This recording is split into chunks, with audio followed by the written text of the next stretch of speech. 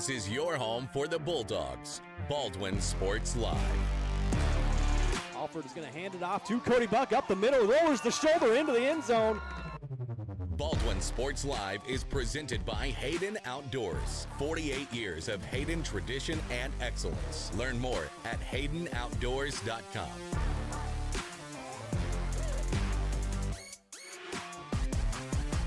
Bergen going to set up Padgett nicely.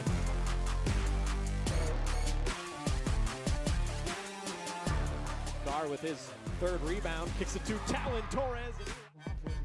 Now Ryder and I going to try a mid-range jump shot, and that's good. Bailey Smith open in the corner for three, up and in. Third goal from the four. He'll swing it out right side, looking for the corner, the end zone, and he will make it. Another Bulldog touchdown. It's time for the Bulldogs on your home for Baldwin High School Athletics. Baldwin Sports Live.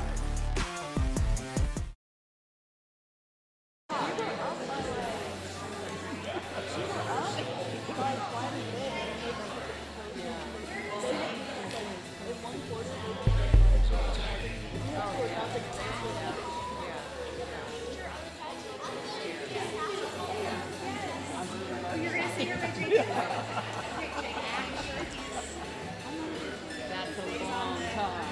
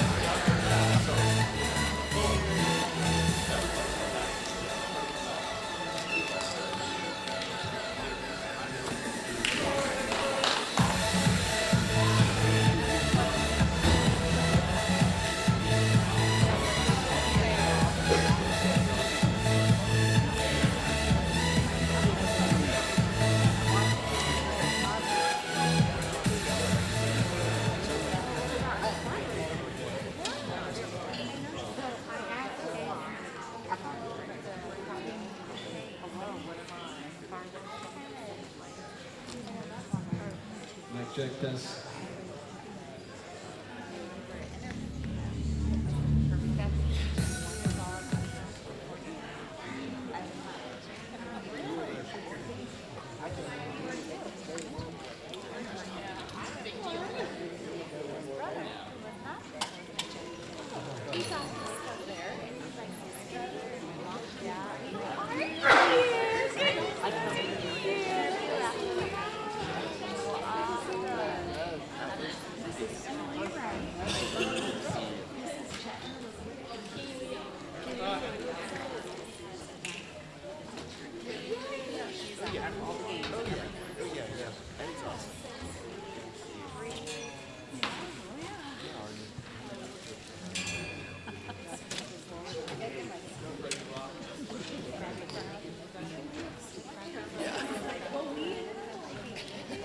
Mic check, test 1, 2. You got me all right. We good?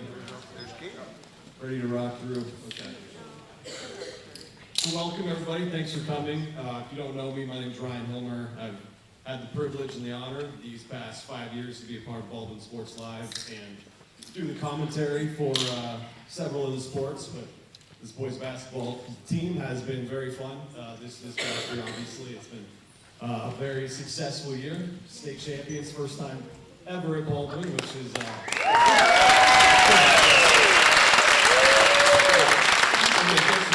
it's going to be kind of a community celebration, as far as I was told. Not only these great players, these great coaches, but everyone in the community, everyone was involved in this. These young men have had some great people to look up to here. This has been a great place for me to work, and so just thank you so much for all the support. It's been a lot of fun. And I think we're about ready to get this thing underway. We're going to celebrate this great season, these great players, like I said. And I'll start introducing them here one by one. I'll introduce them, maybe say a little bit about each one, and we'll get them out here, and we'll get this thing going. So I'm going to start, we'll go numerically. This isn't by, who my favorites are or anything. But, we'll start with, at the top, number 4, Jackson Rude, 5'11" senior. He was one of these guys that maybe didn't put up the same amount of stats that he was a very pivotal part of this team. And when I think about somebody that has a lot of heart and soul, he was a great role player that knew how to make the team excel. And so he was just one of these guys that was outstanding this year. So go right down the line. Number 5 is a 6'3" senior, Devin Wadle.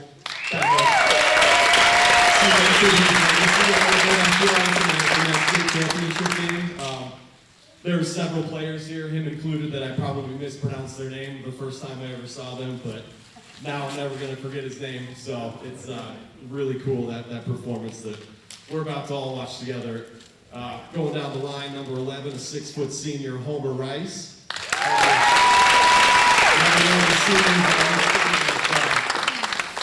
He didn't play the most, but when he did, you could tell how much he meant to his teammates, how much he means to the community and the student section.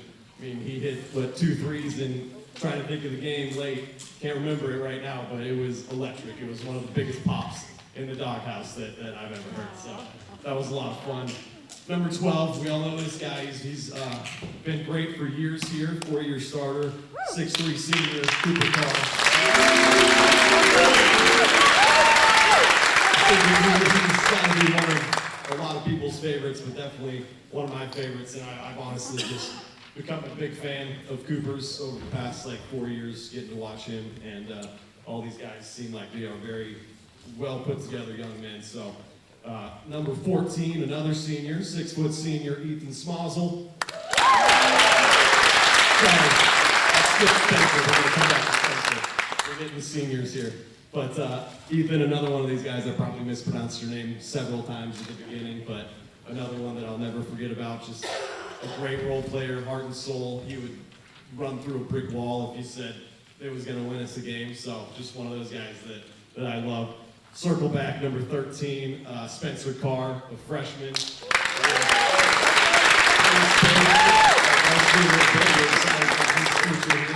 And what that's going to hold. Sorry, I skipped you, Spencer. Number 15, a 5'10" junior, Tucker Flory. When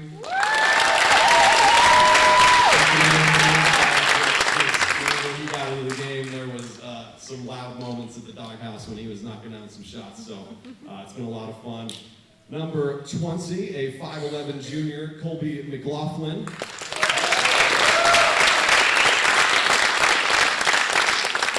We'll quickly speed this up a little bit. 23, Hudson Mortensen, a freshman. Number 22, again, I skipped you, sorry, Leo. 6'5" senior, Leo Schoenberger.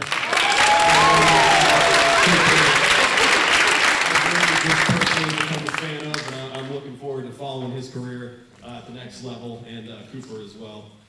So number 32, a 6' sophomore, Jackson Wheeler. Became one of my personal favorites to watch. He's got the best smile on the team. Every time I see him, he's smiling. It cracks me up. But just has probably been the most improved, in my opinion, over the course of the year, and really contributed a ton down the stretch, especially in that state title game. That was incredible to watch. So next, number 33, a 6'5" senior, Colton Collum. And one of these guys in the senior class that has just contributed so much to this school, this community, another great young man that I'm sure has a bright future ahead of him as well. And another guy that was willing to accept his role and just excel and help the team excel, I think, so that's big. Number 34 is a 5'11" junior, Creighton Frost.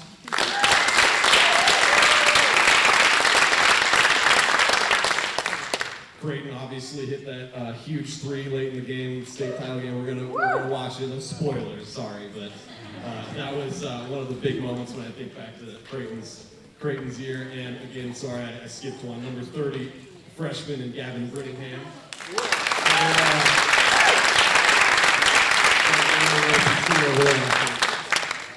Introduced a little bit to Gavin at the varsity level this year. It's kind of fun for me because I don't live in Baldwin. I live in Kansas City, so it's kind of like an outside perspective. Like, I don't know any of these kids personally, but when I come to the games and see what they got, and Gavin, he's got a bright future. I can tell you that he's going to be a good player here. So I believe those are all the players. We'll go to the coaches now. Start with the head coach, I guess. I got a couple of Coach of the Year honors, which is outstanding, in Don Blanchett in his 6th season.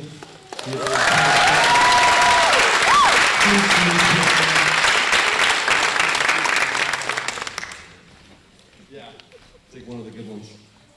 But obviously, coaches helped build this program. It's been fantastic, so we'll look forward to many, many more years. I think he's about 20 wins away from the all-time wins record at Baldwin here, so hopefully next year we'll have that.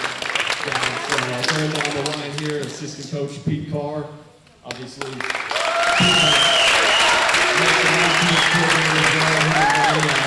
They've built really a program that is built off of trust and toughness, and it's been a lot of fun to watch. So going down the line, I think Drew's up there, right? So yeah, Drew Treebaum, another assistant coach. Done an outstanding job this year.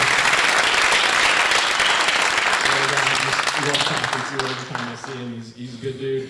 And then Jackson Blakely, last but not least, another assistant coach. He's done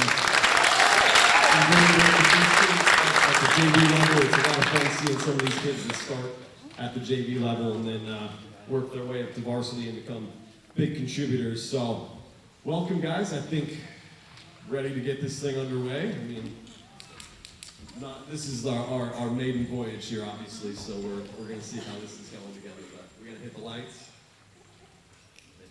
It's been playing basketball well over 100 years. This is the first time they've ever been to. So does everyone know, first of all, thank you for coming tonight. Like Ryan said, this is the first time we've won a state championship, so the first time we've had a celebration winning a state championship. So first of all, thank you all for supporting, not only tonight, but most of you were probably here all year, 2 years, 4 years, whatever it was. So thank you for being here, helping us get through maybe the technical difficulties. But if you have a question, I don't know, did you touch on this, Ryan? Yeah, if you have a question tonight, we have and Drew, if you could hit the escape and toggle over to the other tab, there is a text-in question line. So we'll remind you of the number periodically. That question will come here to the computer, and then so we don't have to pass it on the mic. But if you have a question we can answer about the game, about the season, about anything dealing with Baldwin basketball or beyond, just text that in, and Coach Carr will take the appropriate questions and we'll answer them, and we'll move on from there. So, and then before we get started, a big shout out to Ryan Hillmer.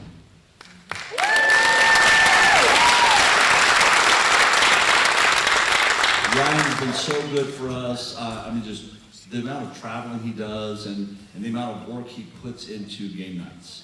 The knowledge he has about our team and basketball, and he keeps up with the statistics and all those things. It's just a huge benefit to us. If you're like me, you're at the game, and I go home and I listen to Ryan and watch the game because his insight, they're excited. He and Joey did a tremendous job this year. So we're so fortunate to have Ryan and Baldwin Sports Live with us every step of the way. So really happy to have Ryan, and that's all I have, I guess. I appreciate it, guys. It's a lot of fun, definitely, especially a good program like this to cover them. So it's been a lot of fun. I appreciate all the support that everybody's given the channel and myself. There's a lot of people that go out of their way to come up and be nice to me and tell me, that I do a good job. So I appreciate it from the bottom of my heart. I've said this is probably the nicest group of people that I've ever come across living in the city. I wasn't expecting it a little bit, but Baldwin has become a special place to me, and I'm looking forward to many more years here, so we'll keep it going. Yeah.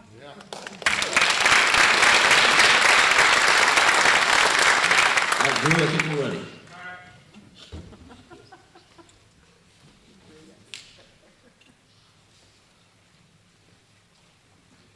To a state title game, and we are underway. Rock Creek moving left to right in their white uniforms with the blue trim. Baldwin in their road blacks with the white trim, and here's an early three-point attempt that is missed off the mark, and Cooper Carr clears the rebound. You'll see Rock Creek is not shy about putting up three-point attempts. Porter Gill missed on the first one there. Carr has it up top, now Smozzle. Work it back up top to Smozzle, get it to Collum. Smozzle gonna try on a three, that's no good. Rebound batted around.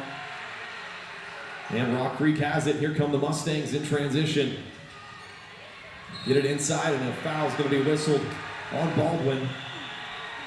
Coach, I'm curious as we kind of watch through this, what was like the pregame message, what was the vibes in the locker room coming out? First personal on nerves, Smozzle, the first team foul. excitement. You know, I felt like there was a calm in the locker room. I felt like there was a calm confidence, is what I call it. We were prepared. We repeatedly reminded the guys that we were ready to go. And regardless of just having 24 hours to prepare for a team, I told them, I said, just fall back on our habits. So our habits have been so good, and we've been in so many good close games. That's kind of that calm confidence that I just felt from these guys in the locker room, in the hotel, kind of the game. It's like, we're okay. We're going to be fine. So. Cooper gets it into the right corner. Ethan Smozzle back up top to Collum. Play catch with him. Leo's trying to post up on the block. Instead, Jackson Rude's going to drive in, try a left-hand layup, and an offensive foul's going to get called on Baldwin.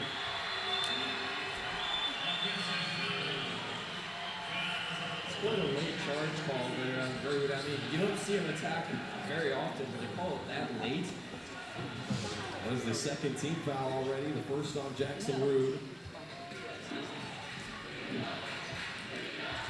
Mustangs averaging 71 points per game, giving up 44.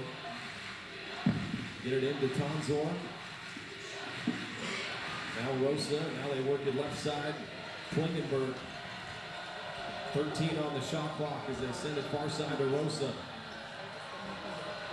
Now 8 seconds, Carr tipped it away. Can Carr come up with it? He can't, but now just 3 seconds on the shot clock. Gavin Rosa gets baseline and he throws it away. Schoenberger with the steal. A 2-on-2 here for Baldwin. Leo gets fouled hard.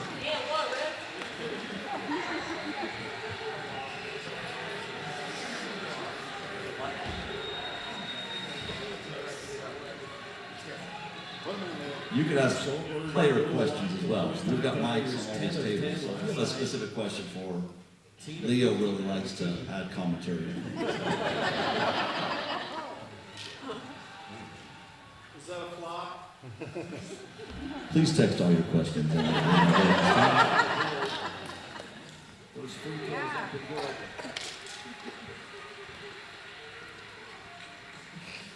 Free throws are where you're going to win it. I gotta know like this, with Ryan. You've been harping on Baldwin it since setting the a beginning of new the season, that it's the free best throw free throws percentage record this year. I mean, was that something that was worked on a lot of practice, or are you just crediting Cooper and Leo for just being great free throw Dropped off a bit, but now it's 74%. Well, and the two best free throw shooters take the majority of the free throws. So just pretty good. that's how it happens. And they attack, and the other team knows those guys, and they don't want them to attack. So the result is we win the free throw line. So those guys do it. But yeah, I think Leo, not to throw Leo under the bus, do you remember your free throw percentages as a junior, Leo? Oh, like 20 maybe? No, I think it was like 59. I think it was 58 or 59%. Yeah, I mean this year shot 81%. So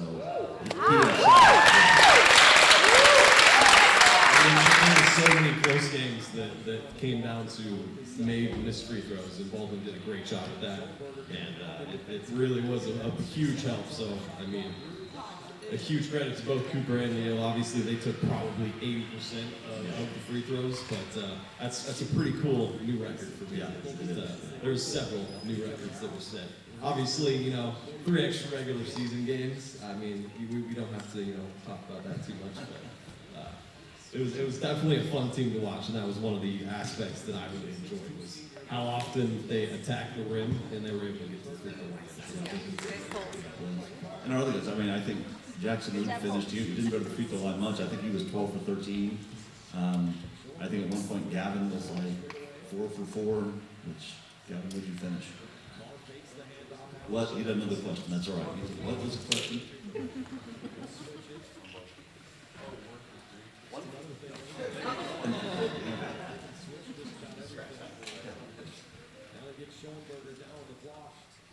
Picked up his dribble, gets it back to Carr. 5 seconds on the shot clock. Cooper gets into the lane, a jump stop, powers it up.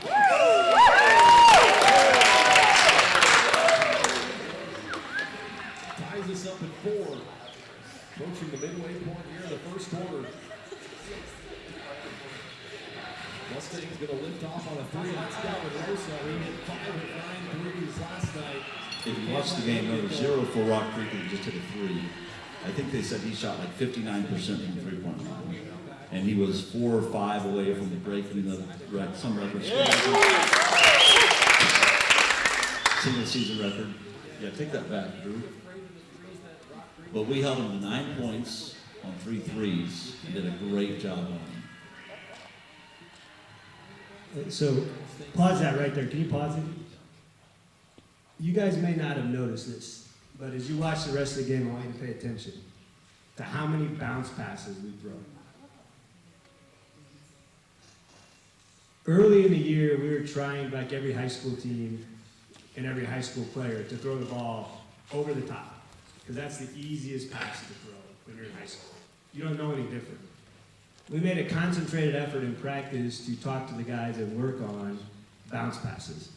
So I stopped this clip because you just saw a bounce pass from half court from 12 to 4, and you're going to see a bounce pass from 4 to 33, and then you're going to see 33 just make a great move over his left shoulder to finish the basket. If we don't make those bounce passes, the ball doesn't get there as quickly and efficiently, and when you throw it over the top, it get tips on them, or defense can react and get reset.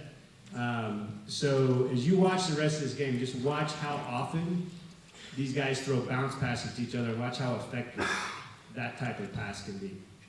Hi,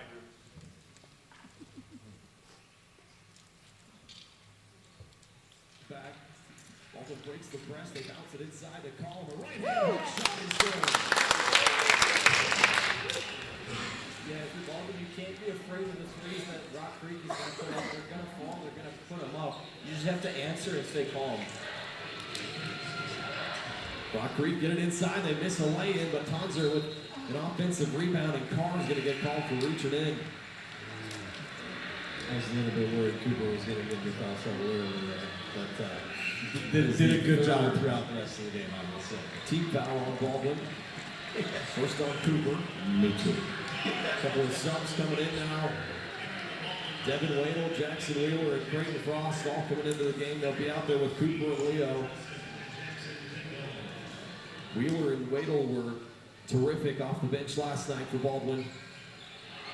Here's Jackson Pendle, the 6-foot junior. Gets it off to Hudson Edelman down the lane, and a foul on Baldwin is going to send Hudson Edelman to the line. All right, let's start with one of these questions from the fans.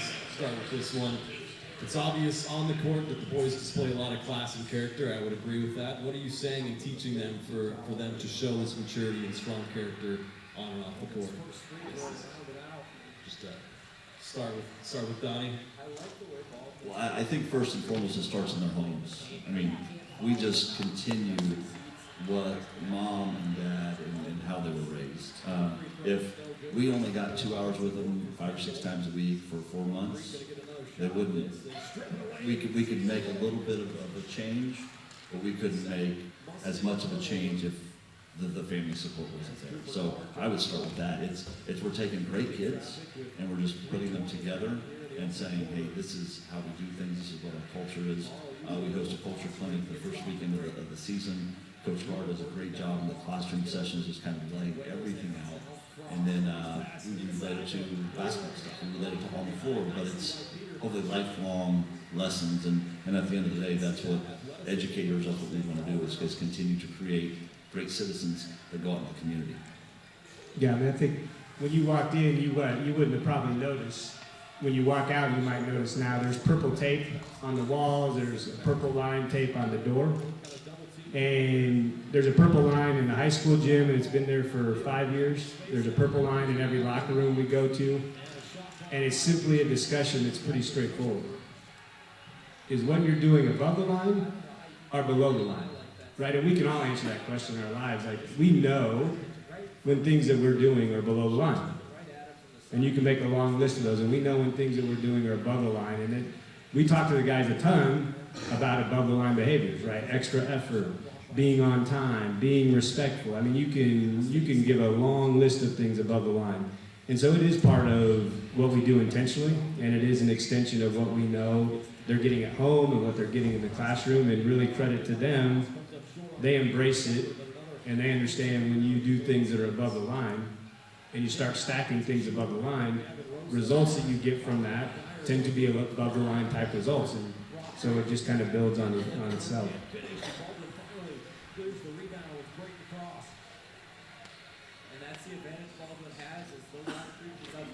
Anytime one of your players wants to jump in on something, we can pass the mic around. Just raise your hand. And a foul is going to get whistled on the floor, so no shot. Just the second team foul on Rock Creek.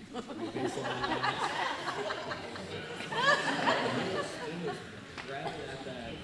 Looks like his eye or his eyebrow.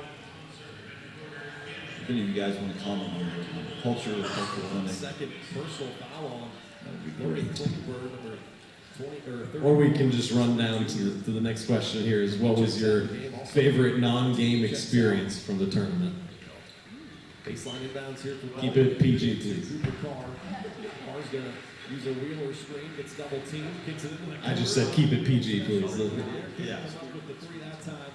Here comes Rock Creek in transition. They like to push the pace. Oh, my favorite non-game experience is when we went to Rolla, Missouri, and there was a water park. Oh, in the tournament? Oh, I was locked in the whole time, so like, there's nothing fun about the business trip. But since I got the mic, I'm gonna talk about Rolla because that was really fun. And there was a water park, and we did get to hoop, but we also got to go to the water park, and that was really like the highlight of my high school career. Is just, yeah, that was really fun, and I had a great time. Yeah, so, yeah, I'm gonna pass the mic to Wheeler here. Specific memory I have, but just like all times, we went to like eat at places out with the guys. That was just fun, you know. The food was great. I forgot where we went, but Jackson Rude gonna come back in. Wheeler also quickly back into the game. Frost and Wade will check out. So the two Jacksons, Rude and Wheeler out there with Collins, Schoenberger, and Carr. 1:35 left here in the first quarter. Here's Edelman trying to get baseline. Instead gets it off to Peter Martini. Back to Edelman. Looking left side. Rosa finds a man in the corner, and there's a three knocked down by Porter Gill. Rock Creek 2 of 5 from deep. They have a 10-6 lead. See, after every make, they set up that full court pressure. There was a nice pass from Carr, but Wheeler just couldn't handle it. The fourth ball with turnover. Do a nice job of getting back in transition, though. Drew, can you stop that and go back? Go back.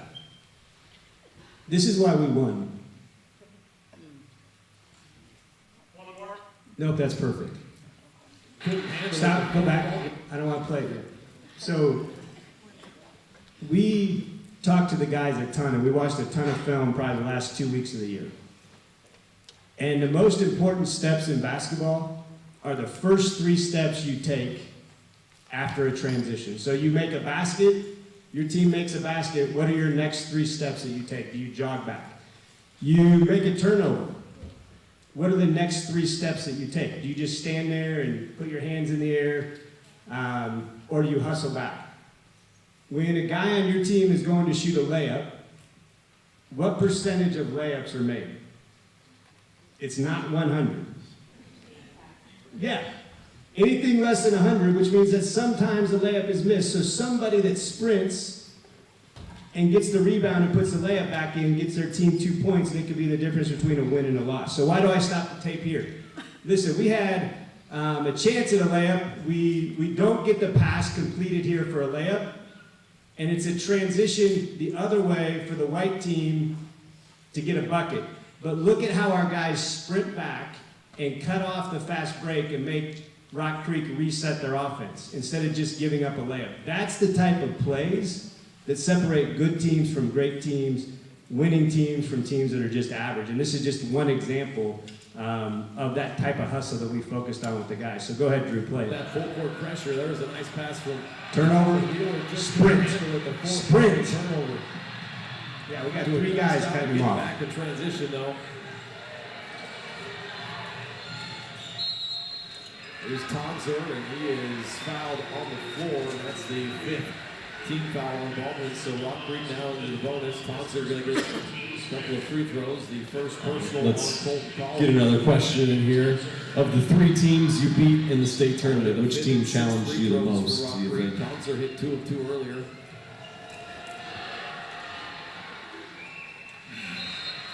It's the first shot here. He's got 5 points so far. Or perhaps which team, like going into it, did you think was going to be the biggest challenge? Maybe Rock Creek. Yeah. I would say the second half of Pratt and the first and third quarters against Rock Creek. I mean, that's probably the 4 quarters we lost in the state tournament. We had the most time to prepare for Pratt, so they probably took up the most headspace that week. Obviously, we had 48 hours to prepare for Ashland, and we played a great game against Ashland. We played so good, stuck to the game plan, and then we had 24 hours. It was just a turnaround to play Rock Creek, and they had, of course, they were 27-0, but they were a really complete team. I mean, all 5 guys could do a lot of things. So I don't, you know, Rock Creek, I would say is the answer, but the Pratt game, we followed the game plan so well, especially in the first half, that we just fell back to what we were supposed to do, and we did a great job, especially in that first half. Yeah, definitely. I would agree with you, just from my perspective going into things, was Rock Creek, they offered the most, excuse me, just group of athletic dudes that could hang with Baldwin, and all of them could shoot threes, and so that was something that was tough to prepare for. And like you said, just only having 24 hours to prepare for it, it's always a tough situation, but that goes for both teams, I guess. And so Baldwin's a tough group to game plan for as well.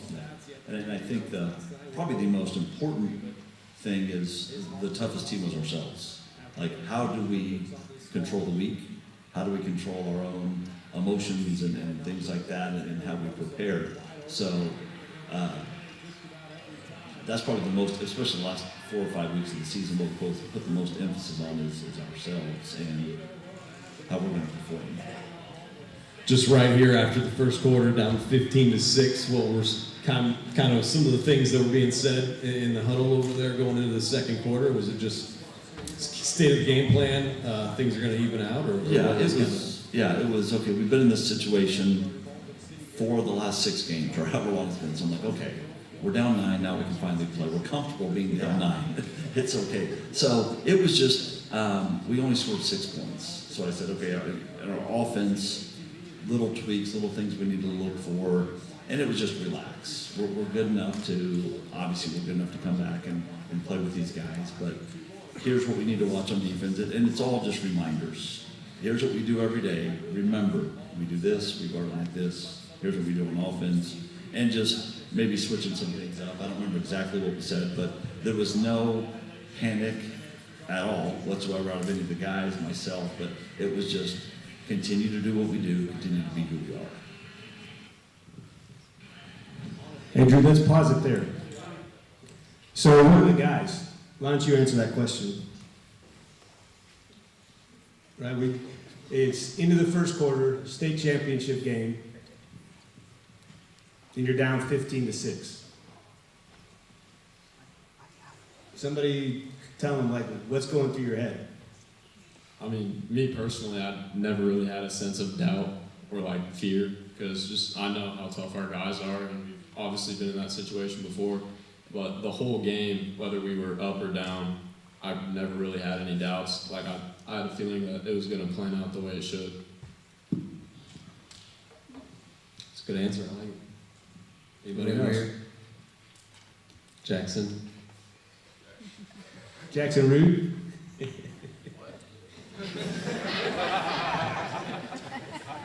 We're down 15-6 after the first quarter. What are you thinking?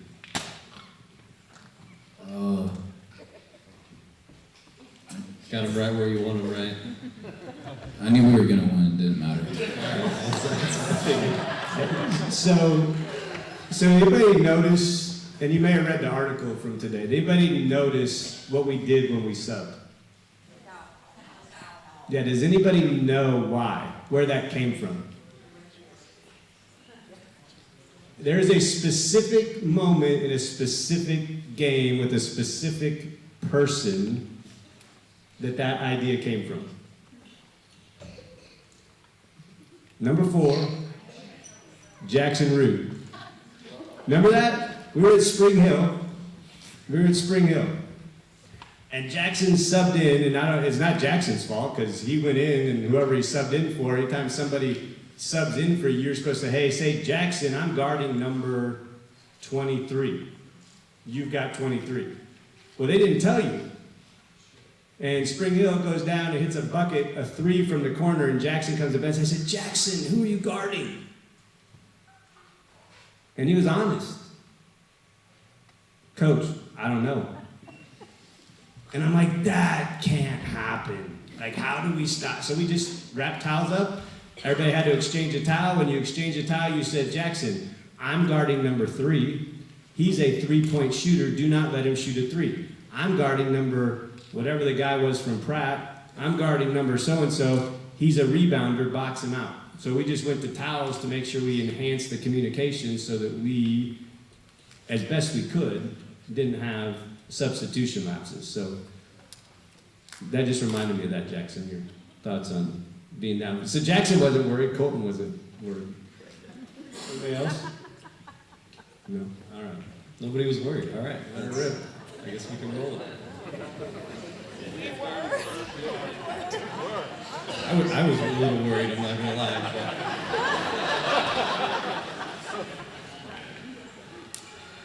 Here we go out of the timeout. Bulldogs have it. Carr takes it to the right side, gets it to Collum, now gets it back. Collum open for 3. He's got to knock that thing down. He doesn't that time. Collum has made 11 threes this year. Baldwin 0 for 3 from deep tonight. Need a bucket desperately.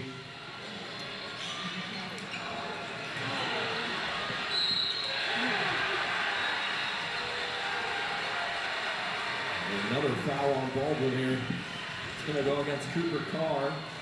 Let's get another player question in here. This one says, how do you stay focused under pressure? Let's just go down the line here and make people answer questions. How about Cooper?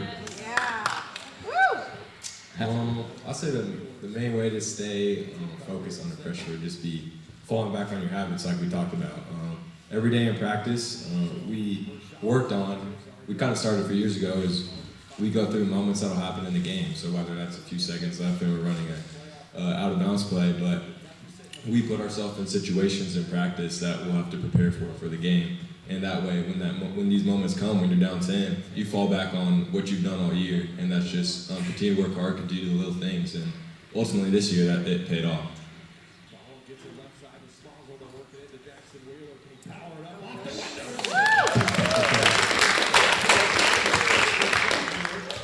Snaps the 9-0 run from Rock Creek. Klingenberg gets it to Gill. Now across to Peter Martini. He's left open for 3. Too strong that time. Rebounded by Schoenberger. And here Baldwin comes in transition. They'll slow things up, set it up. Schoenberger now has it knocked away and stolen by Martini. The 6th Baldwin turnover.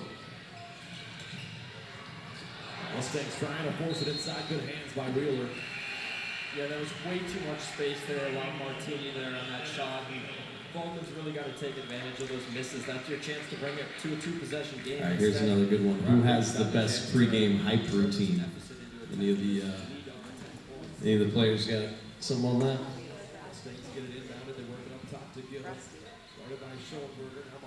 Probably Colton, because he likes putting in earbuds and watching TikTok edits and Max Walden, and then doing a bunch of smelling salts. So.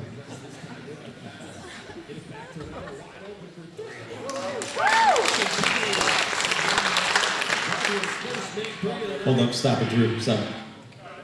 Hey, who made that? Devin! Devin, grab one of them shirts on this table here. So every time we hit a three, we're going to put a shirt out to the crowd. Oh, I like.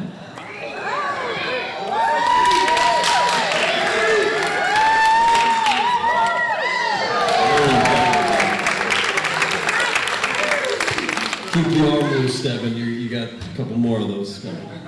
So if we forget, make sure you yell for your shirt. There you go. And somebody hits a three.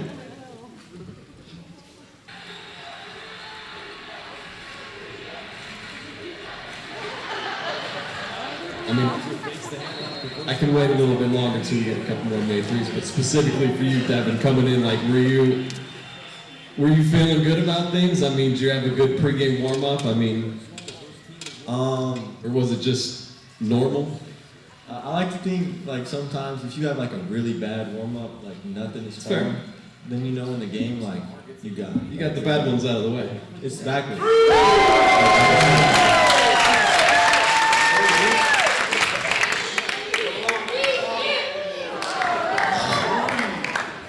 Devin, did you say if you have a bad pregame warm-up, you have a good game shooting? Sometimes, like, if you have, like, a really good warm-up. How bad was your warm-up that night? 'Cause it must have been terrible.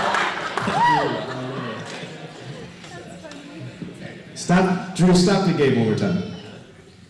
So, part of why we wanted to do this was to give you a little bit of a look behind the curtain. So, we did shoot around this day, right? And one of the big things in the program is that reminders are best given before they're needed. So like we have a band app and we send out communications, and Tucker Floyd will do a great job of saying, hey, everybody remember to bring your state medal to the picture shoot today. So shoot around, we said to everybody, wear your practice gear. And I'm gonna tell you, like when we first took over the program, and we went, like when we came in the gym to practice, I'm like, what are we wearing? There were 5 different practice jerseys. Everybody wore their own shorts, so nothing matched. Like it didn't look like anything more than a rec team that was coming into practice. So like we tried to make things look a little bit, like enhance how it looks. So we have practice gear. We have shorts that match and practice jerseys that match. And we say, hey guys, at the shoot around, everybody wear your practice gear. But guess who didn't have their practice jersey? Devin.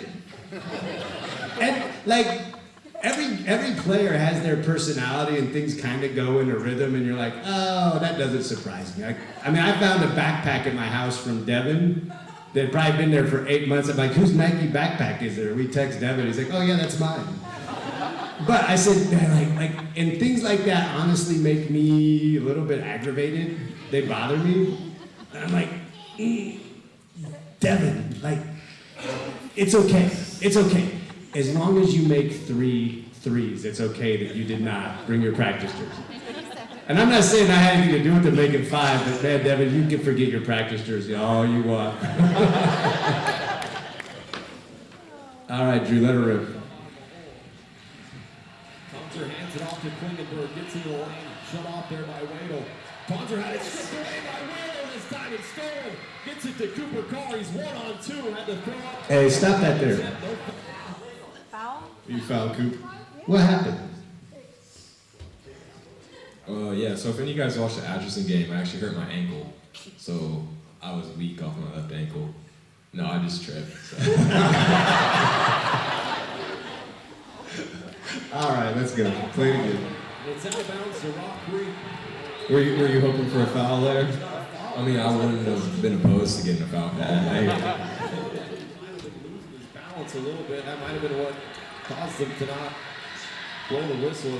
He did not have the numbers. It was a 1-on-2. Either way, another tough break for Baldwin. He's hanging in this thing though, down by 4. 2 straight threes from Wadle. Has him on a 6-0 run. Klingenberg, left wing, working on Wadle, tries to power his way inside, kicks it out to Tonzer. Tonzer's 3 was too long. A battle for the rebound, and Carr wins it. Cooper gets to the left wing, gonna come off of Schellenberger's screen. That pass a little off the mark, but Collum tracked it down. Wants their offense. Bounce it to Schellenberger. He had 5 threes, a new career high last night. Collum has made 1. Stop that again. How many bounce passes is that? Rewind that. Yeah, this is like, I'm so proud of these guys. Like, so proud. Wants their offense. Bounce pass. Bounce it to Schellenberger. He had Patience. 5 threes, a new career Bounce high pass. last night. Great finish.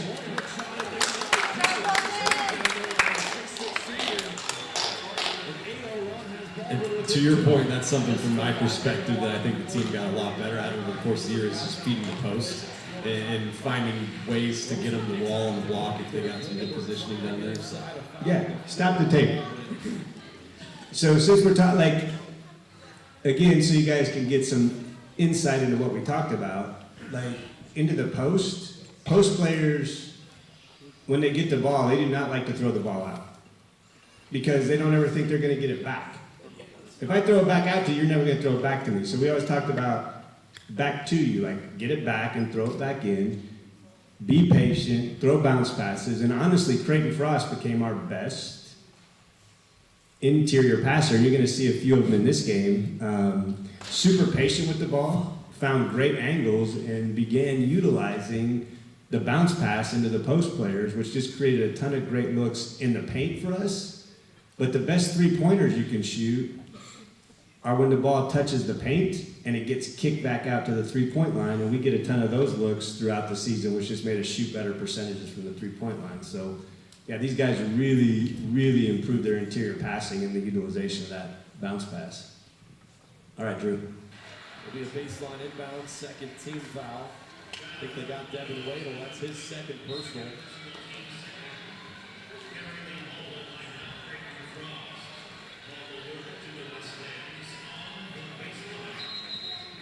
.420 left here in the first half.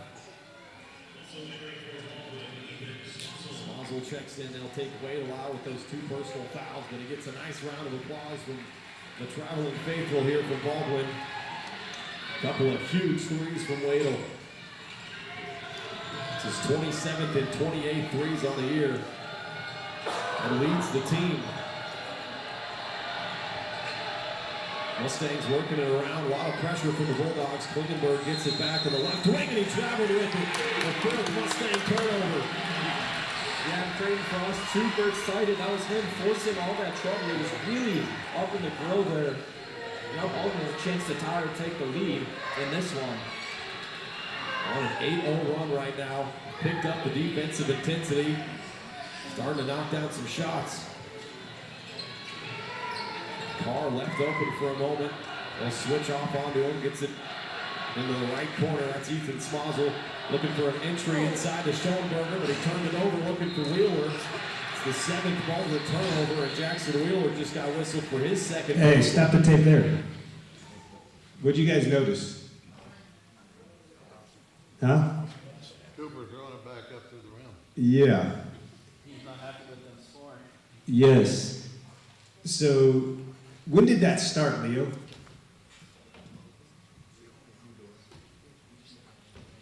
Leo, when did that start? Knocking the ball out after they make it after the whistle probably started during the Wellsville game, I think. Yeah. Yeah. I mean, so, like the whistle blew, this guy should just hand the ball to the official. And there's always a game within a game. Like, there's a lot that's happening psychologically in a game. But he's not going to hand the ball to the ref. They're 27-0. This is what we do. And when he goes and shoots his layup and we try to knock it out and then we get it and we throw it back in, it's just a way of saying,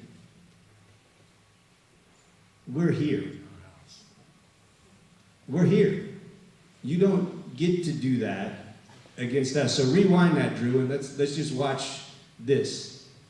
Looking for an entry inside to Schoenberger, but he turned it over looking for Wheeler. It's the 7th Baldwin turnover, and Jackson Wheeler just got whistled for his second personal. Nope. Here you go. He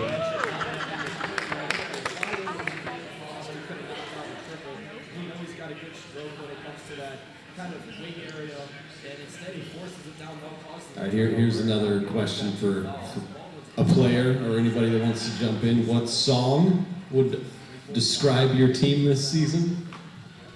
Peculiar question, but. Right side, work it up top, and there's a three-point attempt for Martini, missed, but an offensive rebound from 7. If there is a song, maybe you guys aren't music people. Me and Leo did like a karaoke one time. What game was that? On the bus right home. So already in the 9th and 10th heroes for Rock Creek. Yeah, it was after the Paola game, and one song we really got into was Wagon Wheel by Darius Rucker. And Tucker Flory knows all the words to Wagon Wheel, and he likes to sing loud, and he's a terrible singer. Terrible singer. That's not true. He's a great singer.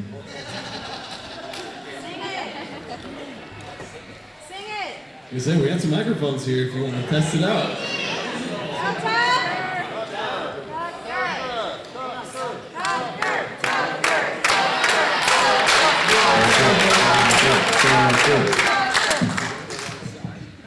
Head down south to the land of the pines, found my way out of North Carolina. Stand up the road, pray to God I see headlights.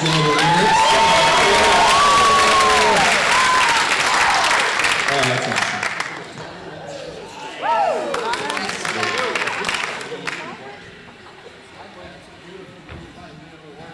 He had Creed Frost in the corner, but took it himself. Brinson works it up top to Edelman. Now Gavin Rosa. See a lot of dribble handoffs. They'll work it around the perimeter, looking for driving lanes and kick out breeze. There's a nice little bounce pass to Brinson. Double team there. 7 seconds on the shot clock. Edelman has it in the corner. Now 4 seconds. He's going to force up a 3. It's too long. Long rebound to Cooper Carr, and he can run in transition. Doesn't have the numbers though. Get it off to Creighton Cross, left open, but refusing to take the shot. Now Schoenberger turns over the right shoulder this time. He gets fouled. They'll give him 2 Pause shots. that, Drew. Back up. Couple more. Yeah, so on this, and I said it after the game, and I can't remember who I said it to, but it was one of the interviews, and they talked about Creighton. And I didn't know at the time. I said, what did Creighton shoot 1 or 2 times tonight? And it ended up being 1 time. And I said he probably passed up 3 or 4 shots. And he did. You know, and here was one. I'll go ahead and run it forward a little bit toward Creighton caught it, just let it play. Creighton caught it. He could have taken this game 3 right Doesn't there. have the numbers though. But I think Creighton right there. Paul's that, Drew. Now on the backside, we got no backside help here on Leo. And he's on a bench guy who we want to expose. We want that one-on-one matchup, and I think Creighton sees that. Creighton is a super intelligent player, and he sees that. He sacrifices taking himself an open shot that he could have taken. Leo gets in position. He makes a great bounce pass. Right, Jim, go ahead and run it, Drew. Cross left open, but refusing to take the shot. Now Schoenberger turns over the right shoulder this time. He gets fouled. And we'll take that matchup all day long in the paint. And our guys did a good job finding Leo, finding Cooper, finding Colton, you know, whoever it was, Wheeler, whoever it was. And Rock Creek knew what was coming. They knew we were going to throw it to the post all night long, and they couldn't do anything about it. Leading up to this, and I mean, this is the biggest game of his career.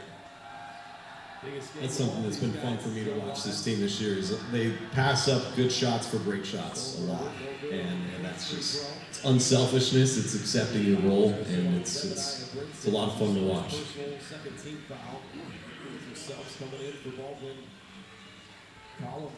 Here's another one for any of the players that wants to answer this one. What makes this team special compared to some of the other teams that you've been on? Assume, as I see outside looking in, that the camaraderie is pretty tight on these guys. I did check out the Fort Gang channel, by the way. It's not bad. There's some funny stuff on there. Does anybody want to answer that? No? What makes this team group special? I would say just the fact that we've been playing together since we were little boys. We've known each other our whole lives. You know, we Baldwin's small, so we all have lived with each other our whole lives, and we've been playing soccer, a lot of us, in Pete's backyard since we were, like, as soon as we could play soccer. And I think just growing up together, always hanging out, and it's just made us a tight team. We're all friends, and we're just good for each other. I think that is pretty obvious, too, when you watch this team play, that there's a camaraderie and there's a understanding of where each other's going to be. That's a nice. He missed it. A battle for the rebound, though. Collins down there, and a timeout whistle by Rock Creek. I don't think Rock Creek had to take the timeout, and his shot clock went off. So it's a good look for Baldwin there to get away with it. So we'll take a quick timeout. We'll be back. Here's another good one. Who all would you like to thank for helping you get here to this point? Again, anybody can just jump in on this. I'd say Leo and Cooper, because I'm shooting them. And then I'd also say Creighton, just because I like Creighton a lot. I would like to say all of you guys. Obviously, getting here, we're not playing at home, but the environment at our home games, a testament to when we were down like 16 to Paola. If we were playing that game at a neutral site, you never know the outcome. But with you guys behind us, you know, we always felt that. So we know that it's obviously, you can't build a program without a great community that buys in as well. So we appreciate you guys, and we know that we wouldn't have this state championship without you guys.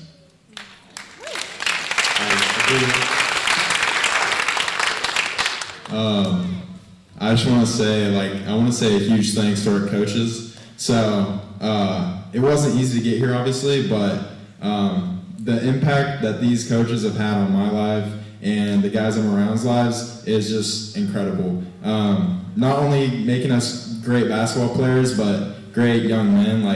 Just the influence they've had on my life, and I know these guys' lives, is truly special. It's things that we'll take into adulthood, into when we're parents and we're working. So just the lessons they've taught us and the mindset that they've built in us, it's truly a blessing, and it's what Baldwin built means to me. And just knowing that I was able to grow up here with all these guys, it's really special. So, and I just want to say a huge thanks to the band as well. There's no better feeling than warming up and hearing the band, and the band is just incredible. So you guys have got the best band in the country. That's a fact. No one can deny that. So yeah, huge thanks to our coaches and the band.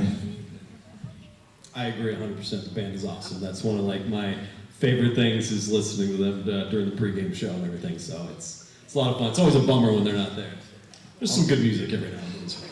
I want to say thanks to the community too, but the student section also this year has been awesome. I mean, just your guys, how loud you guys get, always cheering, always going crazy for good calls, bad calls, like that makes it so fun to be on the court while you guys are cheering for us.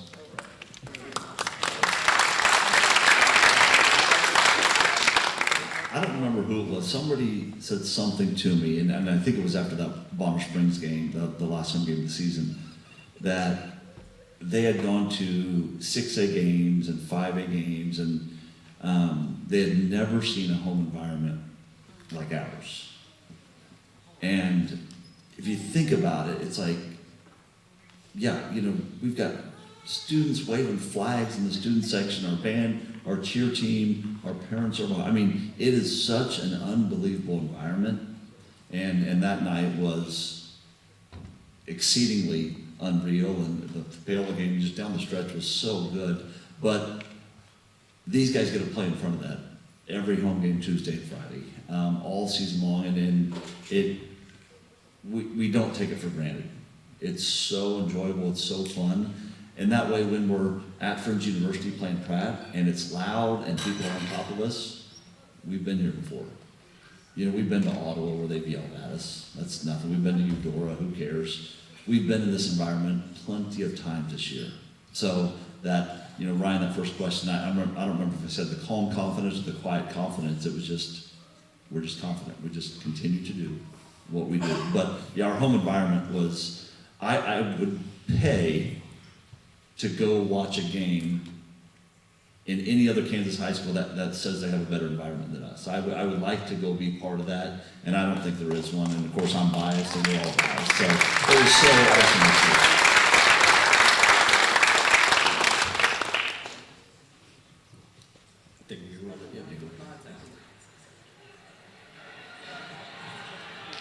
It's that football background coming right. He's a running back. He's not a little guy, but he's agile. Yeah, he's quicker than you'd think. Baldwin work it into the corner with Wadle. They can take the lead with a bucket this time down, and a foul going to be whistled on Rock Creek.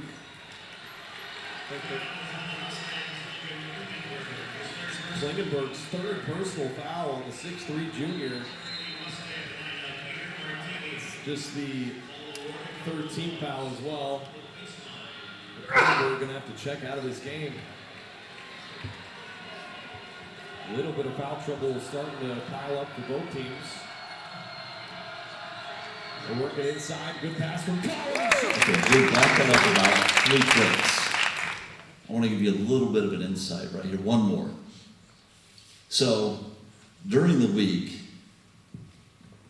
after the sub-state championship game in the Pratt, I mean, I'm yelling as loud as I can for however many nights, and my voice is gone. And so, I'm yelling a play right here. And it was a play we called box out, and if I say Leo's name, I want the ball to go back to Leo on the block. Well, I'm yelling it as loud as I can, and this is like another little thing to where it's like what guys do to help each other. And I don't know if anybody can hear me, but I told them, you know, previously, whenever throughout the week, if somebody hears me, tell everybody else what I'm saying. And so if you watch Creighton right here, I think Creighton hears me, and I give him the Leo call to get Colton get the ball right back to Leo, because I see kind of how they're playing it. But if you watch what Creighton does, and we'll just run it here in a second, he makes sure everyone knows the play, and it's the little reminders, the little things like this that it just helps. Like, how do we, oh, that's a great play. Well, we ran that play great because Creighton gave everyone a reminder, hey, this is what we're going to remember. If you didn't hear, this is the call. So go ahead and run that here. Watch Creighton. Just the 13th foul as well. Klingenberg They going to missed have it. to You check can out of remind this those guys what the play. 13th. Yeah, he's Just playing the Leo. 13th foul as well. Klingenberg going to have to check out of this game. A little bit of foul trouble starting to pile up for both teams. They're working inside. Good pass from Schellenberger, finishing it through the contact. Baldwin take their first lead of the game, 21-20. On a 5-0 run right now. They are winning this quarter 15-5. Here's Rosa, cut off by Carr, still trying to get inside, kicking out. Porter Gill has already made one, make it 2. The fourth make for Rock Creek, they're 4 of 12 from deep. You know what's coming, Take Devin. the lead right Get back. that shirt ready. Mustang faithful coming to their feet. We talked to the guys about if there's under 35 seconds left in a quarter, we're taking the last shot. We don't want to give them the ball back. So this is something that we practice and practice and practice. And there it is.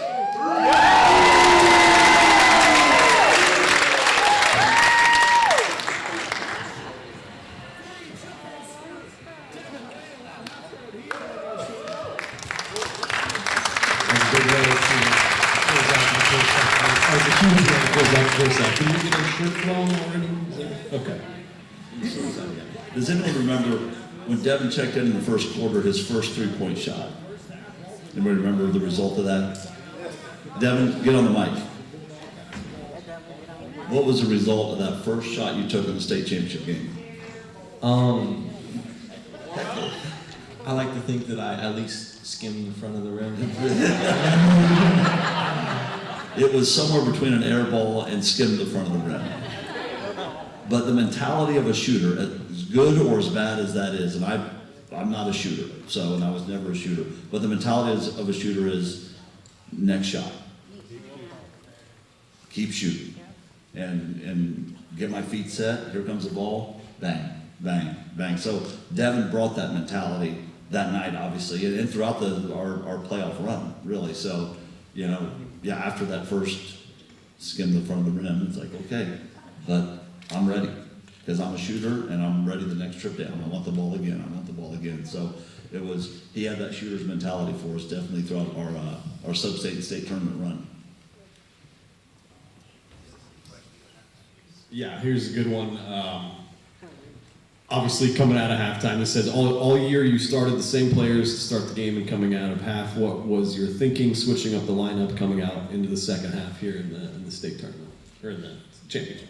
My thought was, man, if we could get ourselves a 9-point hole somehow and dig back out of it, that would look even better. All right, here's a couple of just quick ones. Who's the best dancer on the team? Any of the players can jump in on this.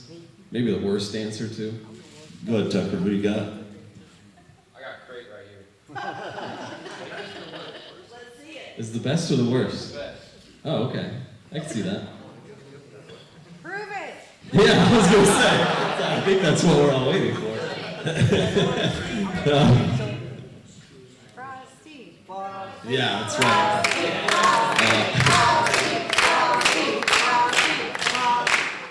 Let's see. Let's get some more here.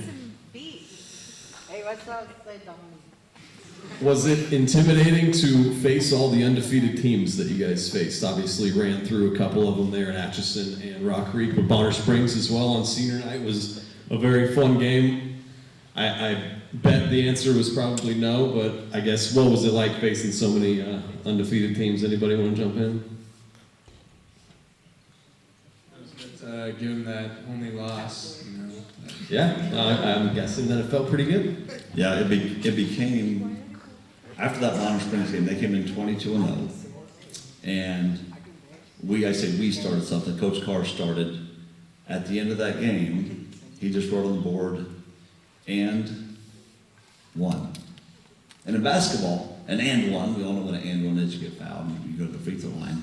But Bonner Springs came into that gym right over there at 22-0, and they left 22-1. We played Atchison in the state tournament. They came in 26-0. They left 26, helped me out, and won.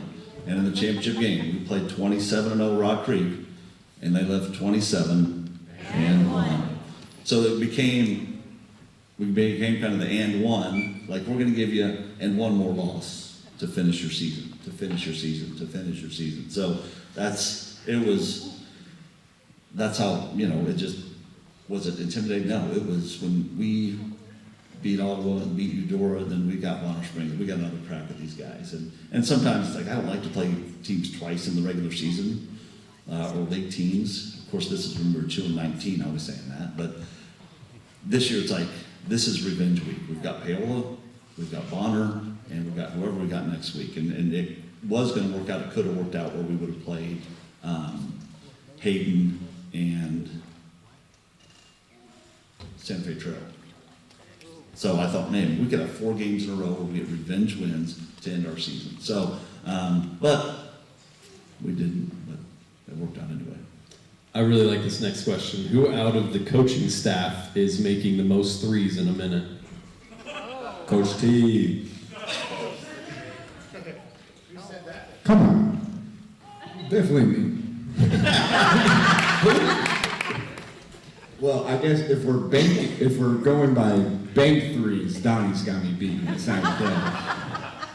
Regular threes and half court shots, I think I got the beat. There's a gym right over there with a rack of basketballs. We can go.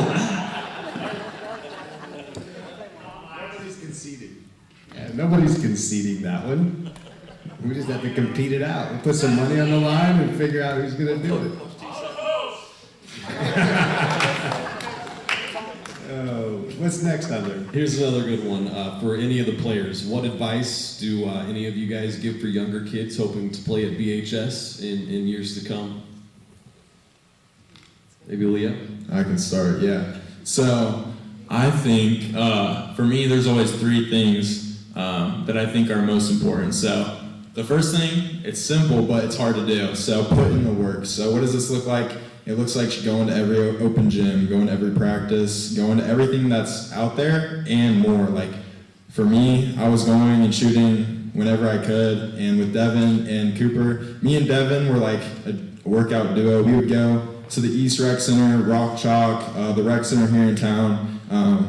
And me and Homer and some of these other guys, we'd go to like just courts around our city, like just outside hoops, and we would just go and play basketball. And we would work on our skills. We'd work on our ball handling, our shooting, our finishing, just anything to get better, but also having fun. And so I think that's the first thing, is just putting in the work, because if you put in the work, the confidence will come, and you'll deserve it. Like I think the reason we had so much success this year is because we deserved it, because we just put in so much work and we had so much experience. The second thing is trusting the work. So when you put in that work, you're gonna have to trust it if you want it to follow. So the confidence is huge, and I feel like that's one of the biggest separators for us, was the amount of confidence we had. And Jackson and Colton said it in the championship game when we were down 9 in the first quarter. They had no doubt we were winning, and that's just the confidence we had. So I feel like having that high confidence is what puts that work to use, and that's what the work gets out of. And then the third thing, and most important to me, and honestly to this team that I think got us there, was trusting God. Give it up for God. So before every game, we would pray. So we would pray before every game, and that was our routine, and that's what we did, and that was huge for us. And I think that just trusting God and getting into that word, it truly changes your life, but also helps you remain focused on the moment and calms your anxiety and just allows you to work for Him and do all your things through Him. And just having that, playing for His glory and not our own. And I feel like that is what helped us the most. So I know I'm yapping now, but the three things for younger players that I would say is put in the work, trust the work, and trust God, and good things will come.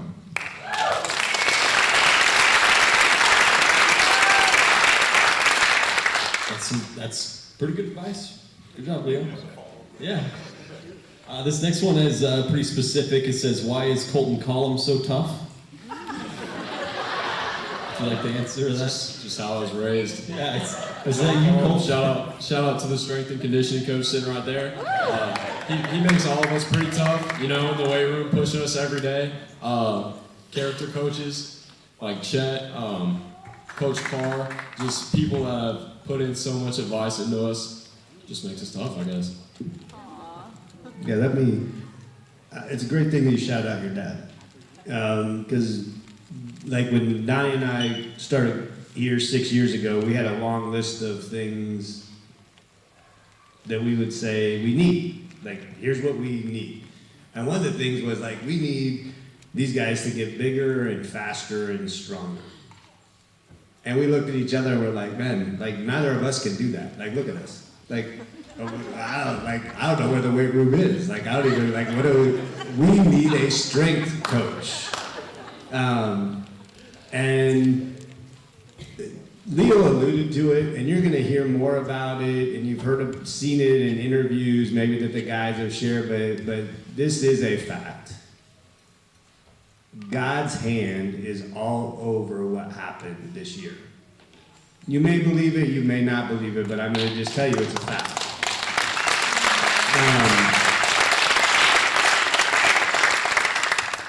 John Collum somehow ends up as a strength and conditioning coach at Baldwin.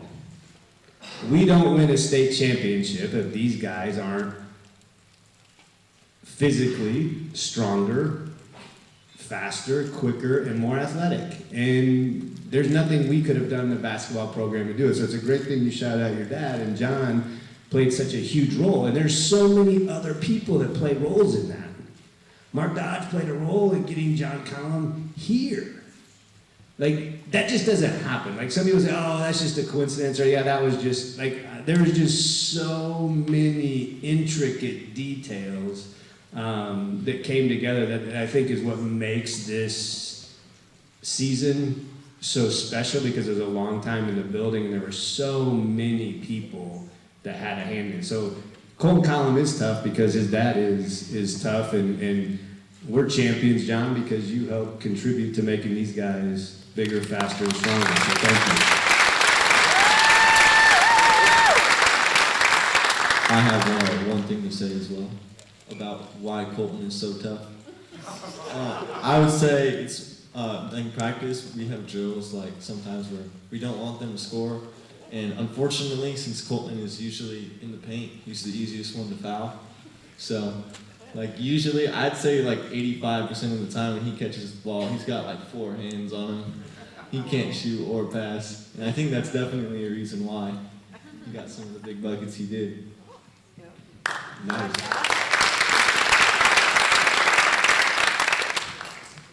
All right, this one is also specific. It's for Coach Carr. What was your favorite game of the season?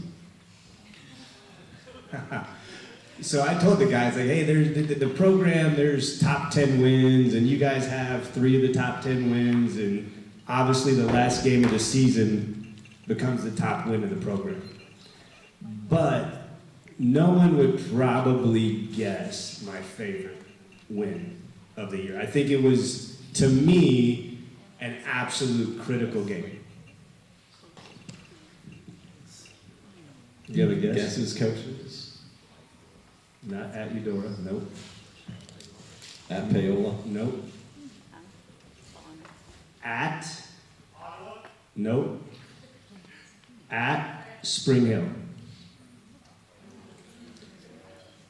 Yes. He just said in December?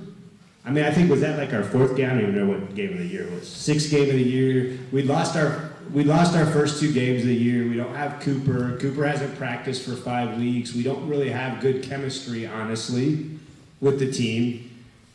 We go to Burlington and play a pretty bad first half and come out on fire in the second half and play some insane defense and get that win against a really good team.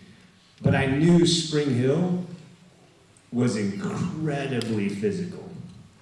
And it was a critical game for us to win. We can't have 3 losses mentally. And so we go on the road to Spring Hill, and it is an absolute dogfight. It's as physical as can be. And it's probably the most worked up I got all year in a game. And when we won that game, I'm like, we have it.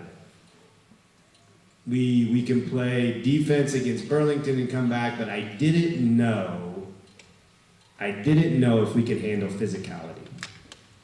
I didn't know if we could take physicality, match physicality, and then actually provide more physicality than we were receiving. And that night when we won that game, I was like, man, these guys. And so to me, that was honestly, which seemed maybe weird, but my favorite win, and it was the win during the season where I was like, okay, like, I believe these guys have the complete package to get the job done. You ready to run it a little bit more here? You want to hit it, Drew? What was kind of the vibes in the locker room at halftime? You guys obviously finished out the first half well, had a 1-point lead here going into the second half. Just more doing the same, or were there any specific adjustments that you guys made game plan wise? No, just reminded the guys, and so now that quiet confidence became, okay, we've already come back from down 15-6, so we know we can play with and or beat them. So throughout the third quarter, when things once again go to a 9-point deficit, there was no panic, there was no frustration. They put that back group. I was talking. Go ahead. Yeah, so they came out in this this 1-2-1-1 or 1-2-2 press. And Leo just takes the baseball pass, and Colton scores. We talked about that in shoot around that day. I mean, it's literally just talked about it, and I said, if they come up and Colton's all the way back, Leo, you can take a shot, and Colton caught it and went and finished. So it kind of became, like Ryan said earlier, how are they going to guard us? How are they going to stop us? And we were so good, specifically in the press, moving the ball, staying patient, and attacking them, like right there when we had opportunities. When you attack the backside of the press, they'll pull the press off. They have to back off of you. So that's what we wanted to continue to do. Continue to attack their press, continue to attack 3-on-2, 2-on-1, whatever it was.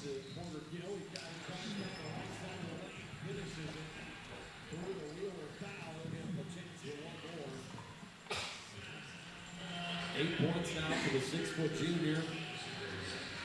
And he can tie it up if he makes the N1 free throw. Waito's going to have to be real careful now. 3 fouls. I think they're going to have to try and keep him out on the corner so he can just shoot threes. You can tell Rock Creek is trying to attack Waito defensively as we are tied up for the 3rd time here tonight at 28. Break that pressure, get it into Wheeler's hands. Gets it off to Schoenberger. Here's Carr, only 2 points in the first half for Cooper. Sets up the offense, 15 on the shot clock. Gets the handoff back from Wheeler. You can see Rock Creek switching everything. Waito turned down a 3 in the corner. Now Carr going to work, gets down the middle of the way, and a roll is good. Carr, are they going to wave that basket off?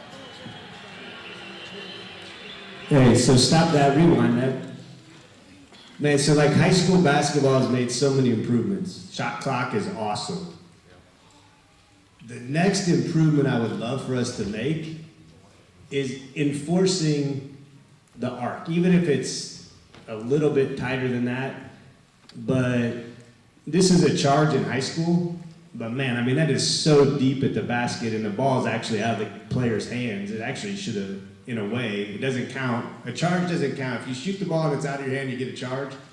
According to the rules, it doesn't count. But if I get fouled and the ball's out of my hands, I get an and one. And it drives me crazy. But this play, great drive, we get in there, the guy's deep inside the arc, and we get a charge. But this is like our mental resilience.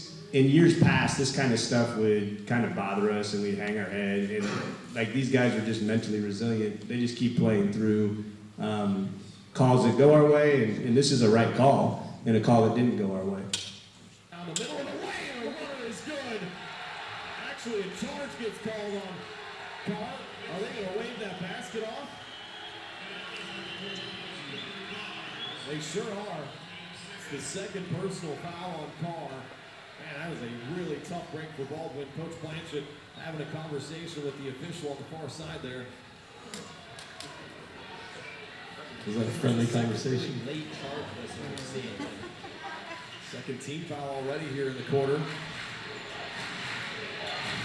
Carr has 2, Waddle has 3, Wheeler has 2, Smozzle has 2 in terms of fouls for Baldwin as that was knocked out. It's going to stay with Rock Creek. Starting to look kind of like the first quarter. Teams went back and forth a little bit early, and then fouls got to get in Baldwin's deficit. Baseline inbounds here. Go ahead and pick that up in the backcourt. Pass was a little off the mark, but here comes Klingenberg. Klingenberg has 3 fouls for him. Gets it off to Tonzer. Now Porter Gill trying to get into the lane and up and under move. Got Wheeler up in the air and he finished it. For his 11th point, him and Tonzer both have 11. I thought one thing that Rock Creek really did well was space the floor well, and they made it really difficult for guys to come over, help out, and recover. I mean, they were obviously a great team, 27-0, and I believe that's what they were at. So. His first already, their 3rd team foul, just 2:10 into this 3rd quarter.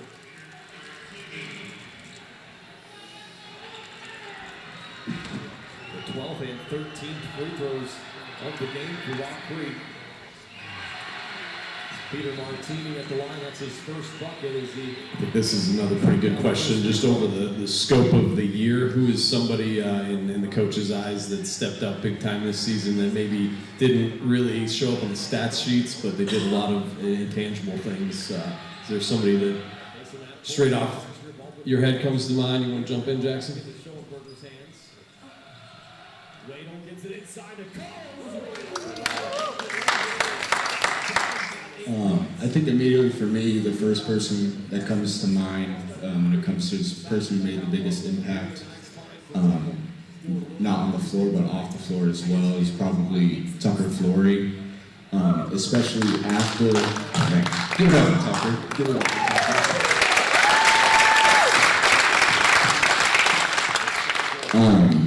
I think, especially after last year, when he was kind of given the same opportunity to practice with the state team, that kind of showed him how far he can be a part of this program and how far he can take it if he just commits to the process and buys into what we think.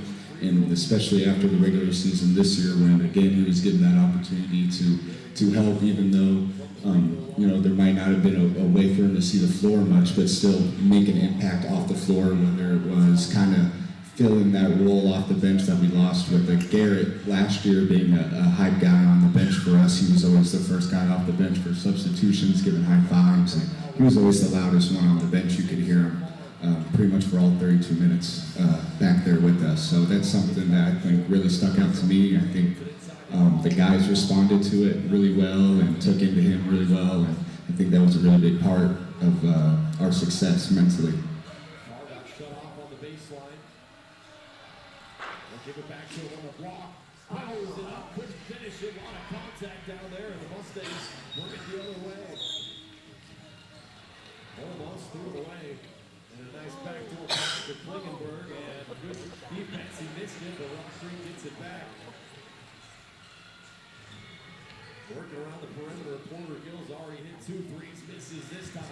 And Carr grabs his 4th rebound. A huge defensive possession. The ball was out of sorts the entire time. They able to force a shot in the corner. Could use a bucket this time down.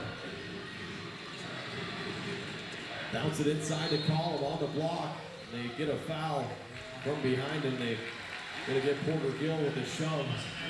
It's the first team foul, first personal on Gill as well. Baldwin's really got to figure something out here. Without Wadle, you lose that outside threat. And there was Schoenberger last night. I'd like to see him try and let loose. Now they're pointing at the Baldwin student section. The official is not sure if something was said. I wasn't sure what was going on there. Either way, we will play on here as they inbound it, get it back down low to Schoenberg. Can he power it up? A lot of contact again, no foul. Klingenberg secures the rebound, and here comes the Mustangs in transition. And a carry gets whistled on Gavin Rosa. Got a little loose with the dribble that time. That's the 7th Rock Creek turnover.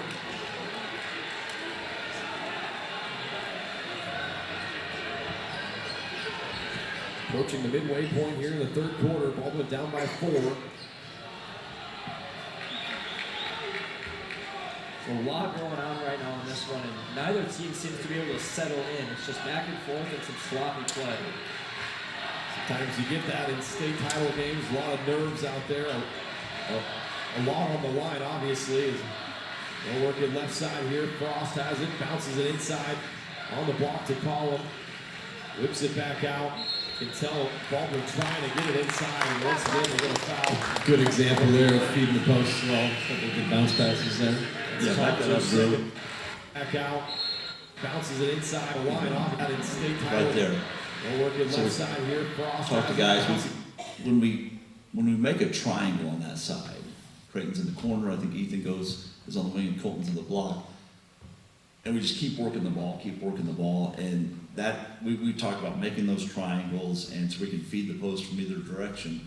And these guys, I mean, it was picture perfect right there, right until they have to foul Colton. So we just kept looking for the open guy. Colton kept working in the post, because that's what we wanted to expose. Ethan back to Creighton back inside until they fouled us. And it was like 3 or 4 bounce passes in a row. That was great basketball by us right there. Even though we didn't get a basket, we were going to work them until they had to foul us, until we were going to get more buckets. Yeah, Baldwin's going to have to place a picture perfect basketball here. Any foul sends them to the free throw line, and that's really half of Rock Creek's points are at the line. And when you do that, it just wears the other team down. It just continues to wear them down and wear them down and wear them down. With the ball not in motion. Jackson Pendle getting the whistle that time. It's his second, team's third. They're evening up the fouls here. Bounce it inside to Leo. They'll kick it back out, swing it around. You can see they're trying to get it into Leo on the block off the window. And there's three Mustangs around Schoenberger. Baldwin cut it to 2. Leo has 11 points. Here's a quick three the other way, knocked down by Hudson Edelman. The fifth made 3 for the Mustangs. That's the epitome of their game right there. They get the ball up the court quickly, and they'll jack up a lot of threes. Schoenberger trying to work right in the middle of the lane. They get it to him on the right block, trying to turn a nice up and Back to yeah, that was just once again patience. Creighton again. They get it to him on the right block, trying to turn a That's nice just great patience in the post, great strength in the They'll post. jack up a lot of threes. Inside out. Schoenberger trying to work right Again. in the middle of the lane. They get it to him on the right block, trying to turn a nice up and under. Great basketball. 13 points for Leo. Trying to take over this game for Baldwin. Looks like Coach Blanchard's going to make a big sub change here. You're going to see Wade'll come into this one. Got a foul here on Baldwin. That's going to be the 5th. Puts Rock Creek in a bonus. Yeah, that's soft. Rewind that. I mean, stop it here. Yeah, like, Creighton, that's what you just fight through it. Big sub change here. Man, that's just soft. Creighton, that, but your bounce pass, like that bounce pass, was a thing of beauty earlier. I love that play. That's fine. Looks like Coach Blanchard. Hey, go ahead and stop it, Drew. Here's the other thing. Young kids, anybody that plays basketball, and we talked about this in practice periodically. There are guys on the floor that you like to screen. Like, even a little guy likes to screen certain guys because they just are, they're soft. They kind of cry about it. They try to go around you. They just don't like it. Then there's guys on the floor, you're like, man, do not make me screen that guy. I do not want to set a screen on that guy. And like a play like that, like Creighton probably will not get screened the rest of the night. It's just true. It's a great foul to give up. I'm like, they're not going to set a screen on Creighton Frost again. Because who wants to deal with that? And I'm telling you, like in basketball, it's those little things that just keep stacking up. And these guys somehow just like learned it, picked it up, did it, and that's a great play. Creighton, it's a great play. All right, Drew. You're going to see Wade'll come into this one. Got a foul here on Baldwin. That's going to be the 5th. Put Rock Creek in a bonus. It's the first on Creighton Frost. So 2 more free throws coming for the Mustangs. As we watch you, we get another question. And how much of a role does faith play in the culture of the team? Do you think it had anything to do with the success on the court? Hit 2 of 2 earlier. Again, anybody can jump in.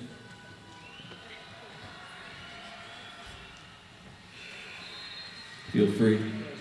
I guess we're just defaulting to Pete answering all the questions. 16 and 17. They haven't missed many. Drew, you probably should pause the tape. Does anybody want to talk about that? Or is Chet here? No, he's too far up there. Does anybody want to talk about, repeat the question.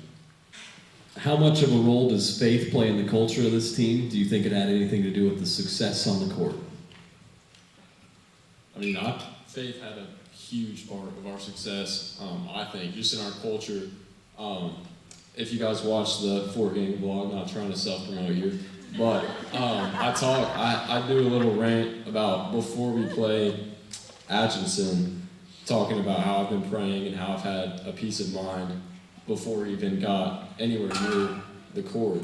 it's just like you have the feeling of peace within you when you pray, because you don't put your value in how you perform, and when you put your value in like who you belong to, which for me is God, it's just it's so hard to describe because it's such a deep feeling of just peace inside of you. And so I feel like a lot of us share that, especially when we pray.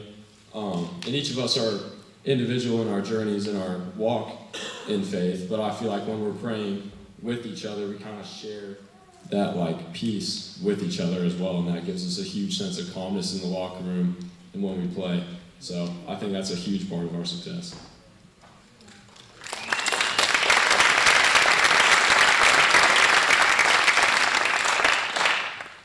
Anyone else? At the back of our shirts, the state championships, we added 2 roles. We added a character coach and we added player development. We had 2 really important people to the program, Chet Kiefer and Jake Neller. But about a year and 3 months ago, we've been wanting to have a character coach on the basketball team. It just never materialized. And Chet Kiefer left a voicemail, we met, and one thing turned to another, and he became the character coach February of last year through the end of the season, so just for a few weeks, and then he was the character coach this year. And he just does a great job of talking to the guys and instilling perspective, right, on competing and on having faith and just getting your identity in the correct spot. And if you notice on the back of the shirts as well, if you ordered the state championship shirt, you're probably like, why in the world? What is this? Like, why is there a sled dog team on the back of my shirt? What is up with this? And that was Chet. And there's a lot to that, and I won't go into it in much detail, but there is a lot of parallels of the sled dog team and what a sled dog team has to do to win the Iditarod race, and what it takes for a group of people, whether it's young men or young women, a school, it's just a group of people to achieve a goal. It's not about individuals, it's about bonding together and everybody taking their role and then having the trust, in this case in the musher, but when you have the trust and the faith in the one that created you, it changes your perspective, like Colton said. And when you have that change of identity and perspective, it allows you to perform more free with less anxiety and a better understanding. So there is no doubt, and I said it earlier, we're not sitting here celebrating what we're celebrating without belief. And it wasn't the guys believing in themselves and each other, just that. It wasn't a belief that we could win. It was actually a change in belief in who they are and who created them, and in a better understanding of a true belief in God. And that made a huge impact on the season. So that's a great question, and Colton, I think you answered it beautifully. But Chet played a huge role in where we're at too.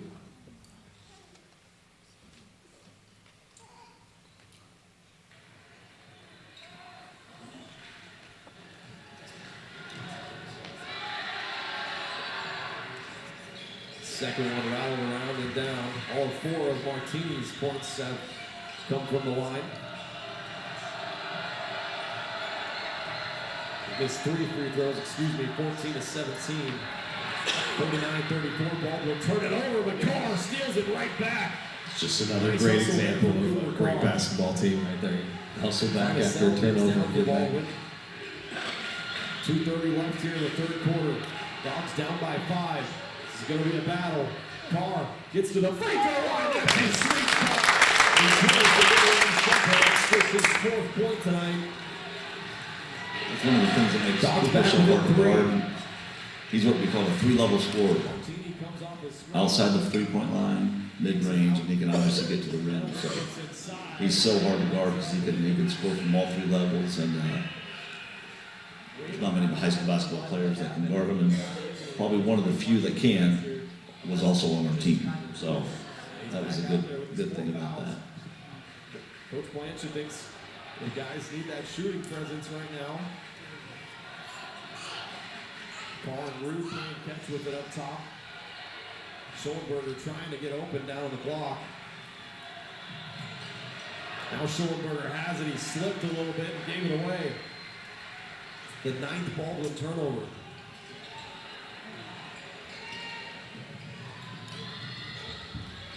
Martini winds up a three and knocks it down. Martini just fell as he was celebrating. Ooh. That is the sixth main three for Rock Creek. They're 6 of 15. A timeout taken by Baldwin, and yeah, Martini is kind of limping off the floor. Here's another lineup question for you guys. How much did the support of your parents mean to all of you? Anybody want to jump in first? 30-second timeouts. We'll keep it right here. Yeah, I'll start. I mean, my parents are here today, so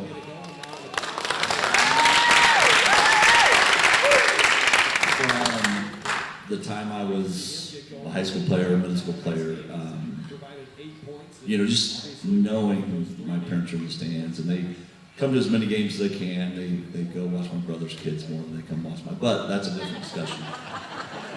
But they were at Friends, and then they were at our state tournament the last 4 years. And for me, you know, as still a kid, with my parents in the stands and my parents here today, it means a little bit more that they're on the journey with me, and our parents are on the journey with us and things like that. So I appreciate that. My parents, even still at the age I am, still being a great support for me.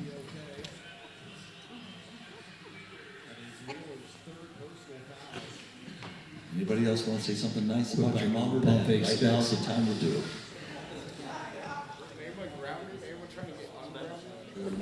I'd say my parents not playing as much, and they're still driving hours to go watch me, even if I don't game. It's just very nice to always have them there for that. So yeah.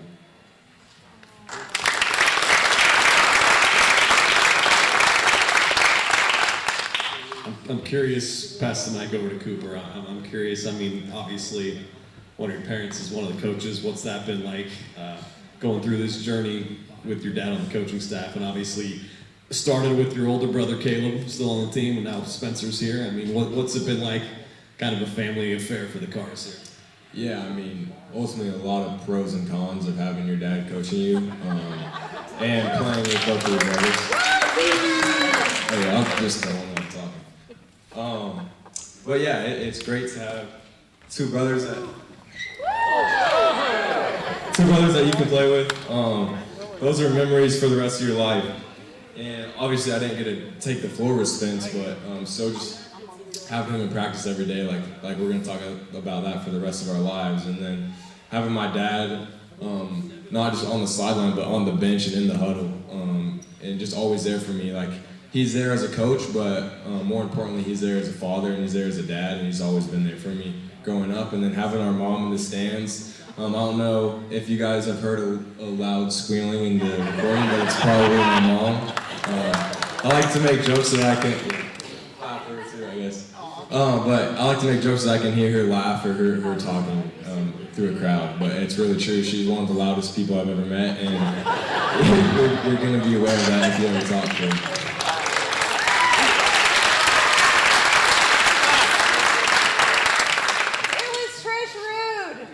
That's very true, actually. We like to be so rude.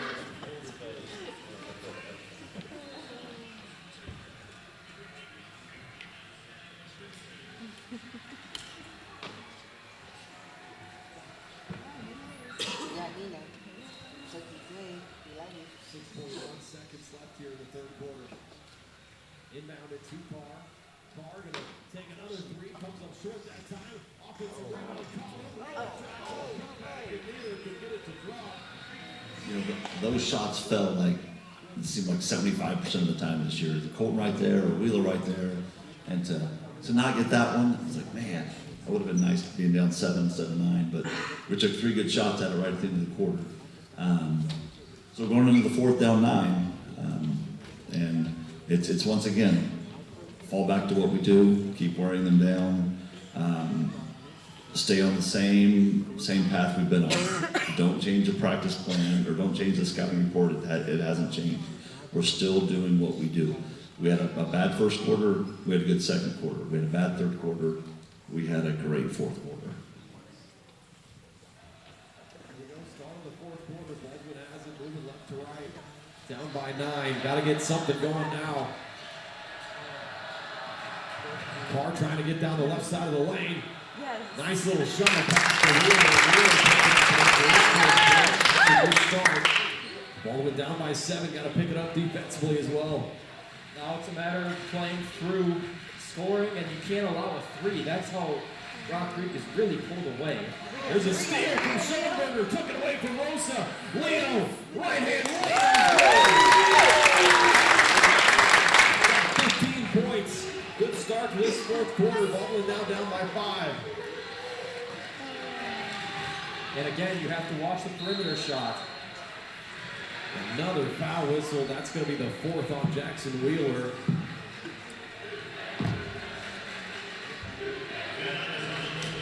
As Joey said during the break there, Rock Creek, they got 21 points from three-point land, 15 points from the free throw line.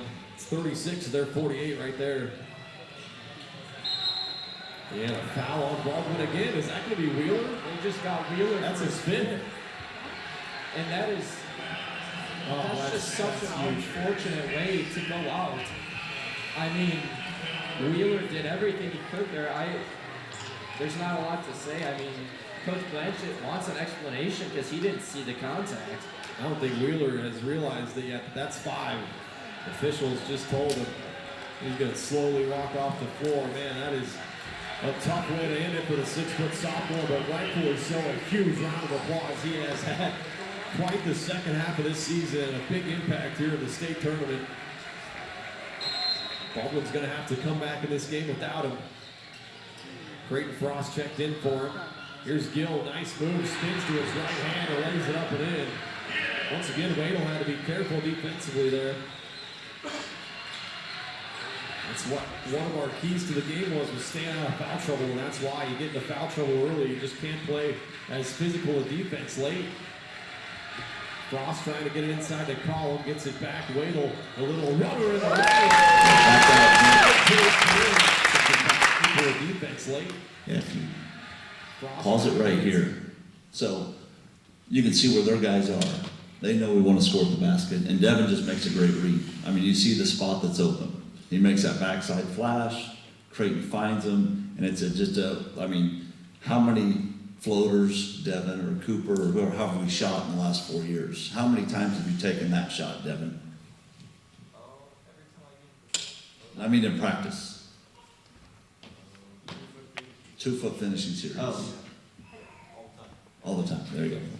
All the time. And yeah, we take this shot a lot in practice. Probably twice a week for 3 or 4 minutes. We just work on this exact shot. Devin makes a great read. That is wide open. Creighton finds it for that little shot. Go ahead and run it, Drew.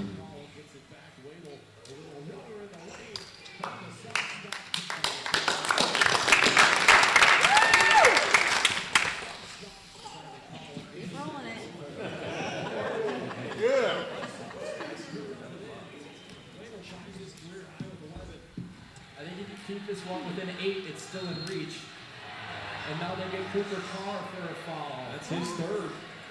And this is what you said, this is what took them out of that game against McPherson. This last year fouling out in overtime, and it's looking like a replica. Already the 3rd team foul too. We're just a minute and a half into this 4th quarter. You'd like to see the whistle blown both ways a little bit more. It seems like Baldwin's been on the wrong end every time. Gill misses on that 3. The rebound's tapped around, and Rock Creek tapped it out. Did a good job that time defensively. Baldwin down by 5. They can make it a. Here's a quick one for game you. this time down. Says, we caught on through the season that Leo wore several different pairs of shoes. How many different pairs did he rotate, and how did you choose which pair you would wear? All right, so I have 3 pairs of game shoes and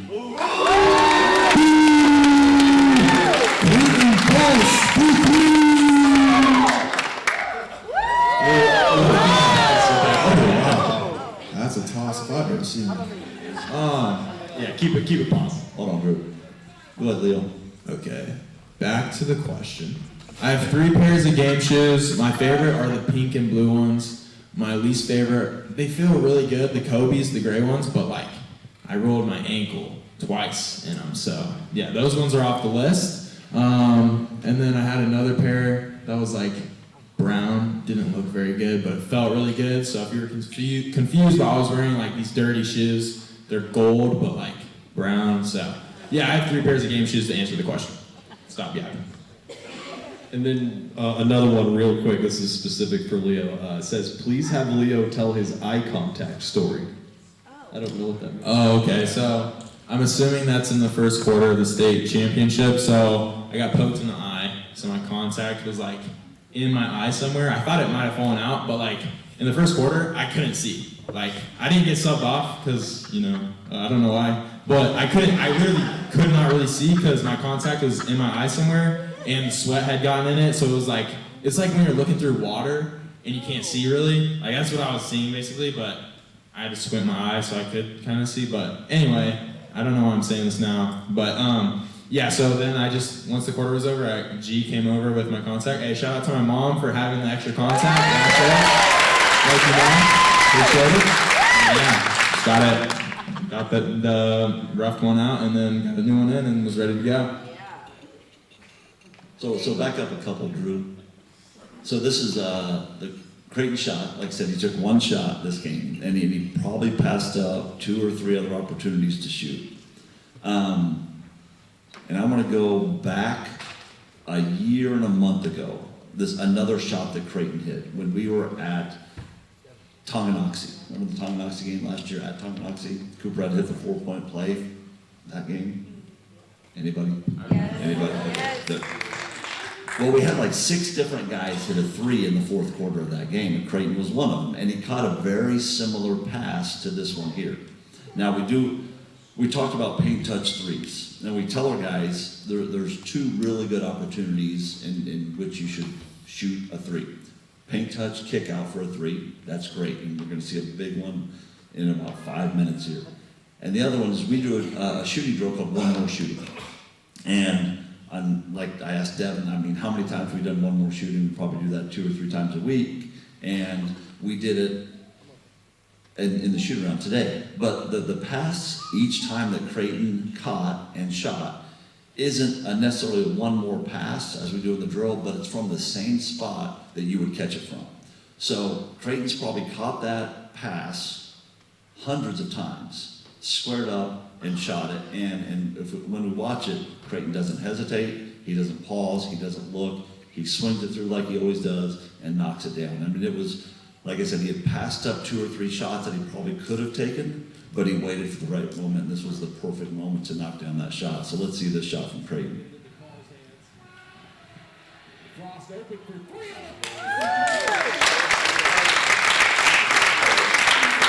There's actually a question in here for you as well, Creighton. It says, did you know your 3 was money when you let her fly? Yes.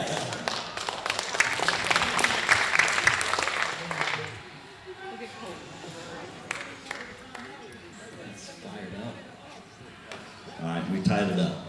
So, of course, when you rewatch the game, I like, you watch this big play whenever it is, and it's like, okay, I'm watching the players, then I'm going to watch the bench, then I'm going to watch this group of fans, then I'm going to watch this, and you see it. And throughout this 4th quarter, as the camera pans back, the Rock Creek crowd gets less and less and less energetic. And the Baldwin crowd, we continue, and I think we're probably excited all game, but I think I looked, and Rock Creek had 5 of their 28 games, 5 or 6, that were decided by single digits. They are not used to this scenario. We thrive in this scenario. We thrive being down and coming back in late games, and you guys have seen them all. I mean, you saw them all season. So at this point in a big game, where they are obviously, we're the 27-0 number 1 ranked team, and we're just like, hey, we're just going to go ahead and win this 4th quarter and finish this out, and the result is we're going to get a championship. So little by little by little, just wearing them down and watching their fans just realize these guys aren't going away. Now they're ahead. Now we've got to catch them. And then it was just, watching back and watching everyone.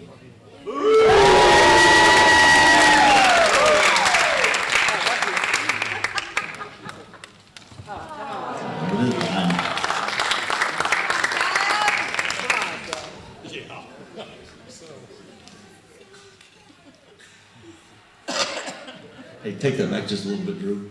I just want the volume up so I can hear Ryan. He's on abs. Is open for three on the right wing and knocks it down again. He's on absolute fire. Do it all, Devin, 4 threes. Baldwin a 1-point lead. Had 4 ties and 5 lead changes. Here's Klingenberg, gets down the left side of the lane, another foul whistle on Baldwin. That's Creighton Frost. That's the last one to give, and that's going to be his second personal. Second personal, yeah, like you said, Joey, the 4th team foul with just under 5 minutes left. Rock Creek into the bonus. No team fouls on I think Rock quickly, Creek just to yet. add to your point you just made, I think Baldwin had played so many close games over the course of the year, and I credit the Frontier League for that. I mean, you see Bonner Springs win the 5A state title. I mean, the Frontier League this year was absolutely stacked. I think it's got to be one of the best leagues in the state, in my opinion. But I think Pete said something after the game that said you guys were using the word forged. I think that was a good way to describe it, that you guys had been through so many trials already and so many close games that this was just Yeah, absolutely. Forged and yeah, the gauntlet we went through this year. If you think about how we beat Paola, how close Paola was to be in the state tournament. Well, they had to play the state champions to try to get there. Looking back now, and they're a state tournament team. Eudora makes the state tournament. How good was obviously Spring Hill? Ottawa was a tough team. They were 3rd last year. So yeah, the Frontier League was super good this year. And then of course Bonner Springs wins 5A, but they did lose 1 game. I'll remind everyone of that. and we win 4A. So you know, you look at it. If you're not Bonner and you're not Baldwin, it's like, well, we had to play 4 games against state champions this year in our league. And Paola had to play a 5th one against us in the sub-state final. So yeah, our league is so good and so tough. This play, we've got 2 huge plays, and down the stretch, I mean, so many guys, we're mentioning so many guys, but we had from that Bonner game, I'm gonna mention the Paola game, the Pratt game for sure, and then that play right there, the amount of plays at the end of the game that Colton Collin makes. This is a steal, I think, on the underneath out of bounds side. But those other games, it was a huge offensive rebound in Bonner and Paola games for us to get an extra possession. It was a tip out. It was something to get an extra possession. And little things that he did in the Pratt game, he did big things. I mean, he did a lot of big things, and he took 1 shot, and he was our MVP that night. But this steal, then he goes down and makes a great slip off the screen and roll and finishes with a bucket. I mean, little things like this is what obviously, you know, wins games. So go ahead and run that, Drew. That's knocked away by Collin. Is it stolen by Colton? It is. And a foul on the Mustangs. Yeah, little things, and Huge play there from the 6'6". he's getting ready to make another play for us. Collin really having a fantastic game right Your mom said, nice job, Bubba. It's 8 points. He's only got 1 foul, and he's going to be the guy you kind of have to go to if foul trouble starts to really become an issue. Baldwin has battled their way back here in the second half, and they have retaken their 1-point lead. Collin raised it up. Double figures with 10, a 3-point Baldwin lead. This is their largest lead of the night so far. These kids just don't give up, man. And a travel on 1-3. His fear doesn't win his eyes there as he thought that she called him for a foul. He's playing with 4. You got to give it to this kid stepping up on this stage. Guido has been absolutely huge. 14 points, a new career high. He's made 4 threes. Collin's been great as well. Here's Carr open for 3 on the left wing. Just in and out, but an offensive rebound. Wadle. Oh, that would have brought the house down. Another offensive rebound for Collin. Oh, and Collin grabbing that right leg. He is in some pain. Gets it back to Schoenberger on the block. Leo through some contact. No foul called. Tap down. That's 3 offensive rebounds in that Rebound for possession. Baldwin. Wadle gets foul. baseline. Excuse me, Schoenberger. 3 offensive rebounds. It's going to be number 3 on Gill. A quick time out here. Here's a question. What was the significance of the gray stocking cap after games?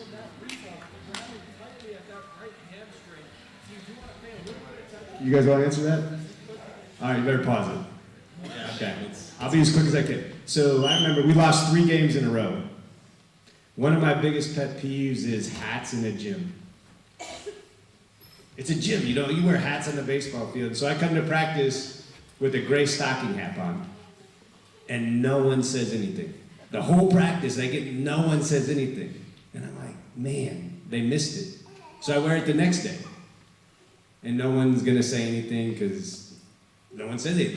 So I start jumping rope in the corner a couple times during practice. And after practice, no one says anything. And so I say, hey, is anyone gonna say anything about my gray stocking hat? And Spencer says, I said, why am I wearing it? Spencer said, well, because it's cold. And I said, no, it's hot in here, so that's not why I'm wearing it. Wheeler said, well, Coach, it kind of looks cool. And I said, yeah, I don't agree, I'm bald. I like the stocking hat, that's why I bought it. And then Colton, you figured it out, right? Do you remember? Can you tell him? I just said you look like you're trying to be Rocky with the jump ropes. So Rocky, there's a drill we do when we play the Rocky song, but what I told the guys was, a lot of times the best athletes have alter egos or other identities. Like Kobe was the Black Mamba. So when he took the floor, he wasn't Kobe Bryant, he was the Black Mamba. And a lot of athletes, they develop these other personas. I said, man, you guys need to find a different identity when you take the floor. So I don't care what it is, if it's Rocky, but man, I'm tired of losing. And I'm tired of being beat up and I just, Rocky, no one believed in him.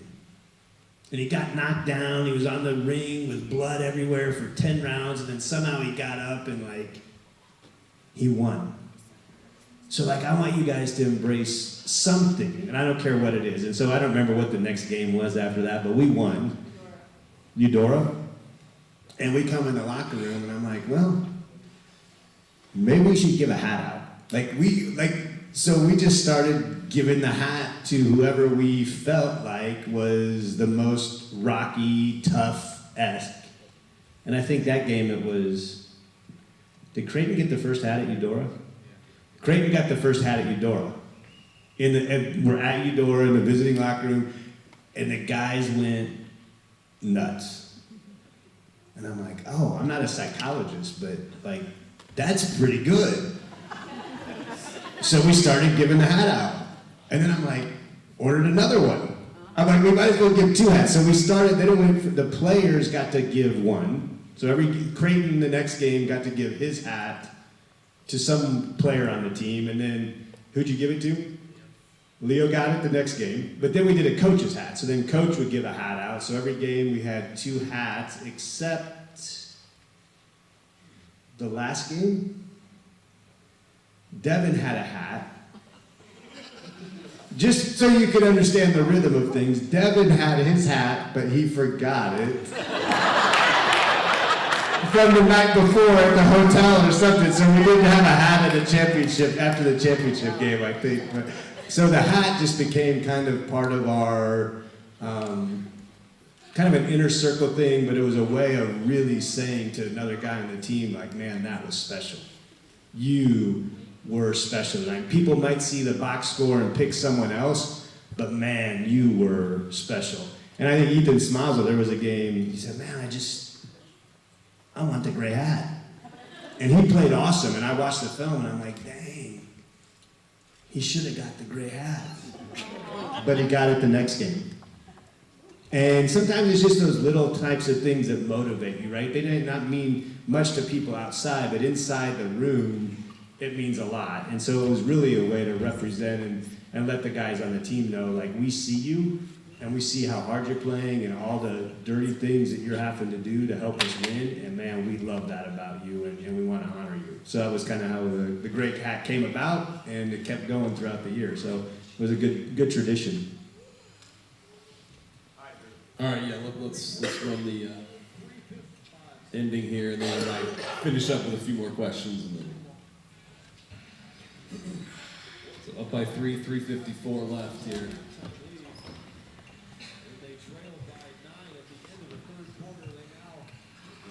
3-point lead, their largest of the night, and they had a baseline inbounds.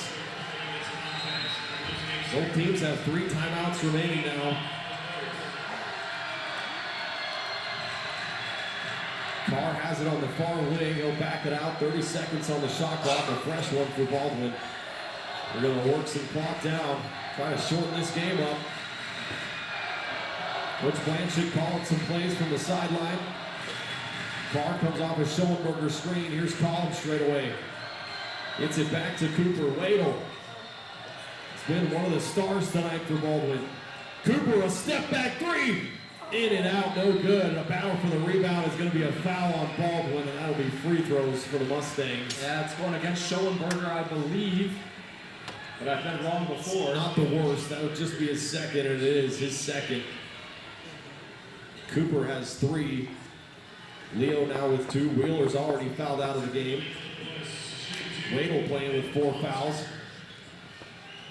I guess the one bright spot to this is While they we can't watch hit a this free 3. throws, coach, we want for you. Where did you learn to write up plays on the spot? How many plays do you have memorized? All of them. Just the ones we need. It's just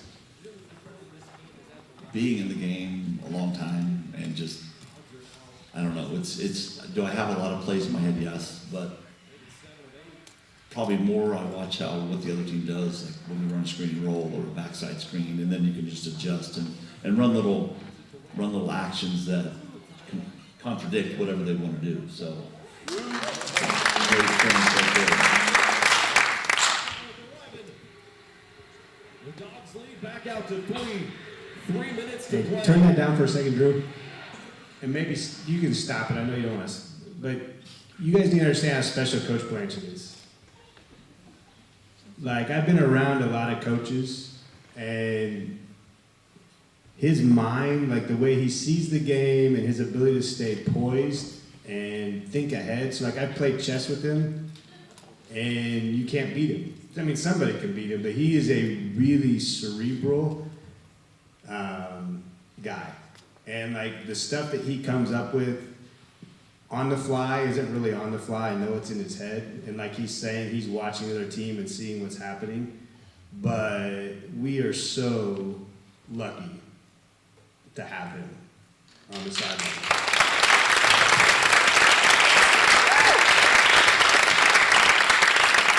And he does it in practice too. Like he'll come up, I'm like, that is really cool. And so I just wanted you to get acknowledged in front of everyone because you're very humble. But you're incredibly gifted and talented, and that question hits on it. He has a ton of stuff in his head, and he pulls it out at the right time, and it always ends up being the right thing. Except for the one time at Eudora when we didn't quite get the stack and fly right.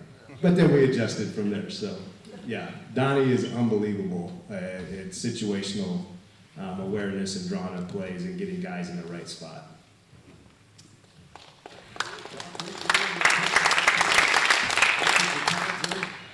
Here's Rosa, had it dribbled, I thought off his foot, but no, it's knocked out by Baldwin. I thought for sure that was off the shin. Pretty sure it went off his foot.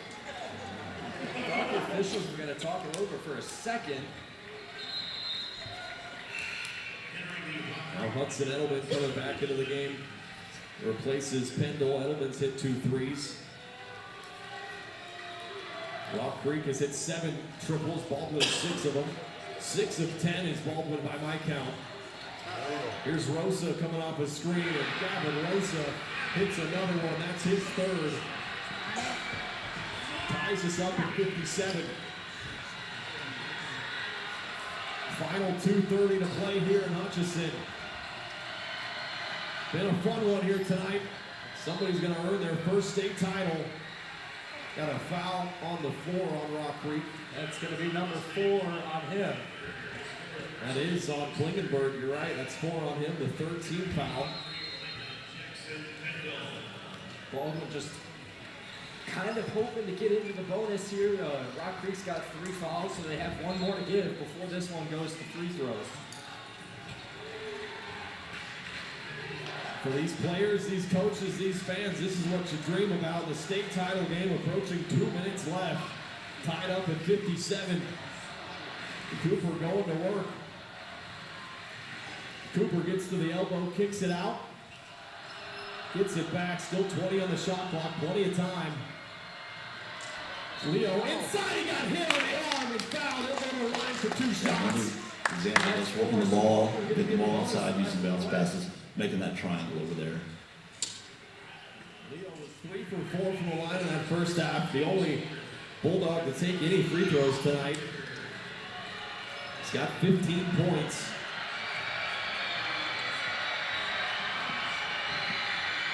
First free throw rattles around and out. 2:04 left here. Yeah, I'll take credit for Ryan, that. this is all you can I ask jinxed for in you. a state championship. These are truly the 2 best teams in Florida. Yep, 100%. Baldwin was the preseason #1 team in Class This kid 4A. was big on number 13, if you didn't know what happened to that blood on his arm. And I think he ended up being their leading scorer. So when I saw the officials saying he's got to go to the bench, I'm like, okay, get him out. And their trainer wasn't ready with anything. The coach didn't take a timeout. They didn't, I think, take their full 20. You can take 20 seconds to try to get the blood cleaned up. They didn't take their 20. They just subbed the guy in. So little things like that, like take your 20 seconds, take a timeout if you need to, keep your best score on the floor. But Rock Creek didn't want to do it, I guess. So we'll take whoever subbed in, and we'll take our chances with that guy. Yeah, he does. He's the charge with his 16 tonight, too. He sure does. 2 minutes left in the state title game. Baldwin up by 1. Here's Klingenberg working on Frost. Gets down the left side of the lane, kick it out. Edelman, he's made 2. He misses that one. Frost, a big defensive rebound there. Schoenberger going to jog it up. Baldwin can take their time now. Coach Blanchett wanting them to clear out for Carr. Yeah, you don't want to have a stop. 34 had 4 fouls. Waiting to come in. I'm telling everyone, get the heck out of the way. Let Cooper go at this guy. Cooper did a good job milking the 35-second shot clock. And 10 seconds on the shot clock. Now he'll start to attack. Cooper going to work, spins into the middle, puts it up, no good, came up short, the big rebound from Klingenberg. Here come the Mustangs in transition, and a foul whistle on Cooper. That's not good, that's number 4 on him. so in this moment, just to give you some in my head thoughts, I remember watching either the Lewisburg or the Bishop BH game when Rock Creek played them in Sub-State. And 34 started one of those games 0 for 5 from the foul line. And so in this moment, I wasn't worried about him making 2 in a row. I think he's their worst free throw shooter. I think he was like 53.4%. And I'm like, he started a Sub-State game 0 for 5. So it was still that quiet confidence of, we'll probably make 1 out of 2, we'll get the ball.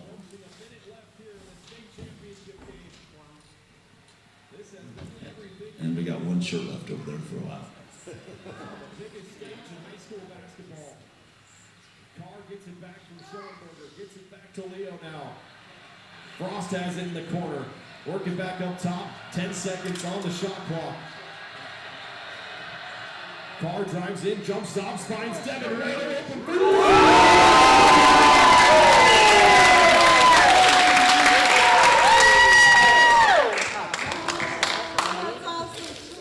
So go back, Drew, go back. So go back to right when we got the ball. So right here's good, yeah. Let it run a little bit till we get the ball down more half. But so we're running a play called away. And I hate to bring this up at this moment. Devin runs the play wrong. Because he ran the play wrong, it put him in the right spot for the last shot. So as we run the play, we want Cooper to come off Leo and Colton and have this backside cleared out. Devin is supposed to be on the other side of the floor. But as you've heard tonight, Devin forgot his practice jersey, forgot the hat, forgot the play. Fortunately, he just found a spot and he found a window. Turn that volume back up, Drew. Carr drives in, jump stops, finds Devin Raider open for 3, drew it again! 17 on 5 made threes for Raider. 61-58, Baldwin laid it. And it's taken away. can't even hear a whistle. Go back a little bit, Drew, where he shot the three. I'm going to give you a little more right here. Pause it. So with about 5 minutes left in the game, I think it was after Creighton hit the three, then Cooper got the steal, and we tied it at 50. We're coming out of the huddle, and I grab Creighton and I say, move your feet on 34. We can take a charge on him if we can get there quick enough. He's going to drive it. And Creighton, who, and I've already said this tonight, he's a smart, intelligent kid. And he said, Coach, he hasn't taken a three-pointer all night.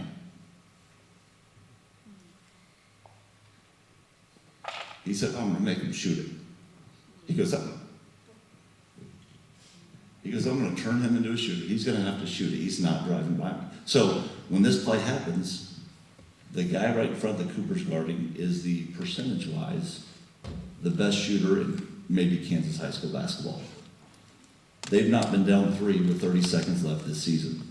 34 panics. He forgot what he was good at, driving the ball. He forgot what Zero was good at, shooting the ball. So Creighton's there. Creighton's backed off him because Creighton's paid attention the entire game. And go ahead, Drew. Creighton makes him shoot it. He rushes the shot. He doesn't wait for Zero. Colton comes up with the rebound. Because our guys pay attention, they listen, they do think little things like that, and it just worked out in that moment for sure because they're competitors and they're winners. It's going to be Schoenberger at the line with no shot clock for the rest of this one. You're going to have to be careful with Cooper Card and his 4 fouls. Ryan, you've got 4 on Wadle still. Wadle has played for the last 13 minutes with 4 fouls. He leads the team with his 17 points right now. Leo has 16. This is a couple of huge free throws, and he puts Baldwin up by 2 possessions. Devin Wadle in the last game of his high school career as he makes his way to the bench with 5 fouls. We're going to see Jackson Rudin. Well, one favorite part's Devin's getting mobbed by everybody on the bench. Scoring book. Yeah, he did. Ending to a career here for Wadle. Hopefully Baldwin can hang on. Leo's got one more coming from the line. He knocks it down. He's got 18 tonight. Timeout taken, I think, by Baldwin. They got a 5-point lead right now. Just got to play good defense without fouling here. So I get the question sometimes from a specific person asking this a couple times. When in the game did you know we were going to win? And this would be my answer right now. With 25 seconds left, up 5, with we're on defense, and in the huddle, in the timeout, I'm just going through scenarios that we don't want to happen in order. We don't want to foul on 3. We don't want to foul on 2. We don't want this to happen. Here's how we play them on the 3. Here's what we are willing to give up. Here's what we're not willing to give up. But I knew with the guys we got and how the momentum had swung, it was over. And we came out and took from a 5-point lead, and we won by 6. So it's not like we went up, but we did the right things down the stretch to get a 5-point lead and then to finish the game. Making some noise down there, jumping up and down. This place is on fire. Here we go. They get it inbounded to Martini. Picked up by Rude, full court. Hands it off to Edelman. Edelman gets into the lane, lays it up short, no good. Bottom the rebound. Gets it off the ball. They get a foul. 12.3 seconds left. Starting to feel real, Joey. It's not over yet. You can start to feel it. The atmosphere in here is so domed to our left and across from us, but if you look right down below, you can't see it on camera where the Baldwin faithful are or in the student section. It is electric. It's a party scene right now. Cooper to the line for the first time. Rattles the first free throw in and out. Blanchett tells everybody to get back. With 12 seconds left, it's a 2-possession game. This could make it 6 if Cooper makes this free throw. Gonna want to make it as difficult as possible for them to make it down the court here. He does make it 64-58. Rock Creek coming down. They'll let him score the layup. That's Martini, and a quick timeout taken by the Mustangs. It makes it 64-60 with 7.2 seconds left. You're starting to do the math in your head. Baldwin's just got to take care of the basketball and get it inbounded here. As now Baldwin has one timeout left. It's a full one, so let's step aside for 30 seconds. We'll be back with the ending of this state title game. Hayden after 12 15 broke. Well, according to my dad, everybody knows what play's coming. And we don't know why people can't figure it out. Well, I think somebody told me Casey Frost says when she saw Creighton throwing the ball in, she knew what was going to happen too. So she's ready to go, got that camera out, and it's like, okay, there's Creighton, there's Leo, here's what's coming. So. Foul on Jackson Pendle. Yes. 6 seconds. I was wanting it to be a little bit better than that, but. Call flagrant? They are. That's a huge call. He shoved Leo Yeah, right in the back. at the end of the prep game, we ran the play, what I call a stack and fly. And so we fly, and Leo flies, and I think he wanted to dunk it, which is fun. That's good. But his legs cramped up, and so he got fouled, and we had to go through the foul, and they get the ball back. And so this game, you can see he veers off to try to dribble off the clock, and got pushed in the back and get the intentional foul. First shot, no good for Leo. And now it's a 2-possession game with 6 seconds left. And I think most people, I don't think Joey was convinced yet. I think Joey was still 50-50. I was a little nervous as well. I mean, and honestly, so we get the ball into the basket. I call a play for us to get a layup on the backside.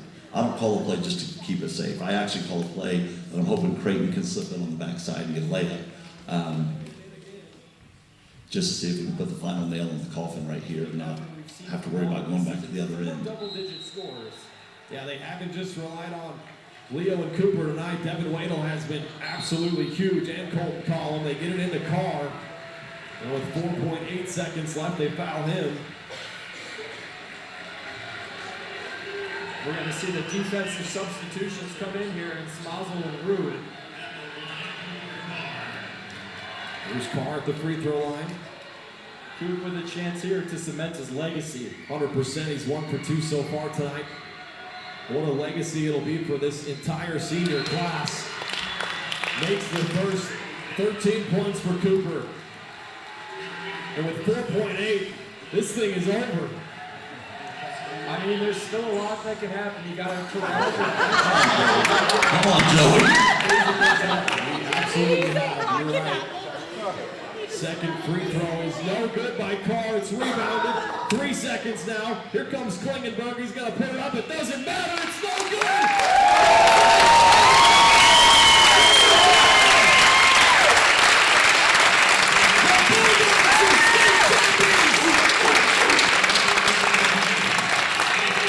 What a ride it's been for Baldwin. The final chapter's been written. My goodness me, Joey, what a team and what a legacy they leave. 1912 was the first time Baldwin made the state tournament. And over 100 years later, the first ever state title. I mean, this is a dream come true if you're from Baldwin. The entire city, their entire time living there. Most people, if you grow up in Baldwin, you don't leave. These are the reasons you stay there. It's moments like these that you live for and you die for. Right there, and it's awesome. the legacy of this group of seniors that they ended on the highest note in all of high school sports. And look at the celebrations underway on the right side of the court. Man, what a team. We're friends. Love playing, like I've said before, in front of our crowd. This is unbelievable. This is just so fun to just sit back and watch.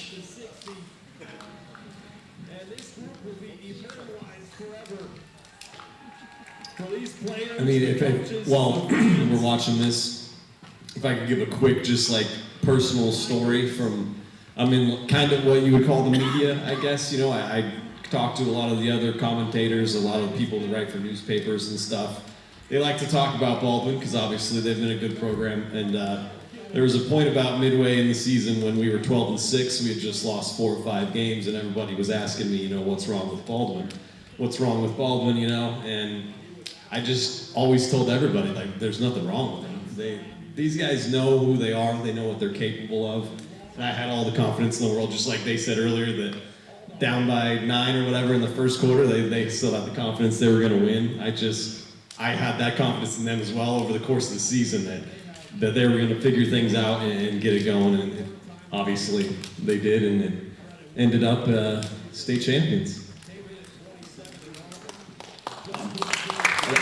There was, at some point though, I don't know if you guys realize this, there was a little outside noise that it was like, what's wrong with the Bulldogs? Like, are they even going to make the state tournament? That's what people were asking me, and I'm like, oh, don't worry, they'll be all right. So, it's been a lot of fun of the journey, just like to watch these guys grow together as a team over the years. There's actually another question in here that I think relates to that as well, is who's a guy that you miss playing from earlier in the high school career? I'm thinking of guys that, like, over the past few years that made a huge contribution to this program as well. There's so many guys that come to mind. I hate to start naming them, but yeah, I'll leave a ton of them out. Is there any that just come to your mind? So I'll say this, at the game, at the state tournament, we had 6 former senior Bulldogs there, Caleb and Riker and Samuel. Talon was there, Garrett was there, and Jace was there.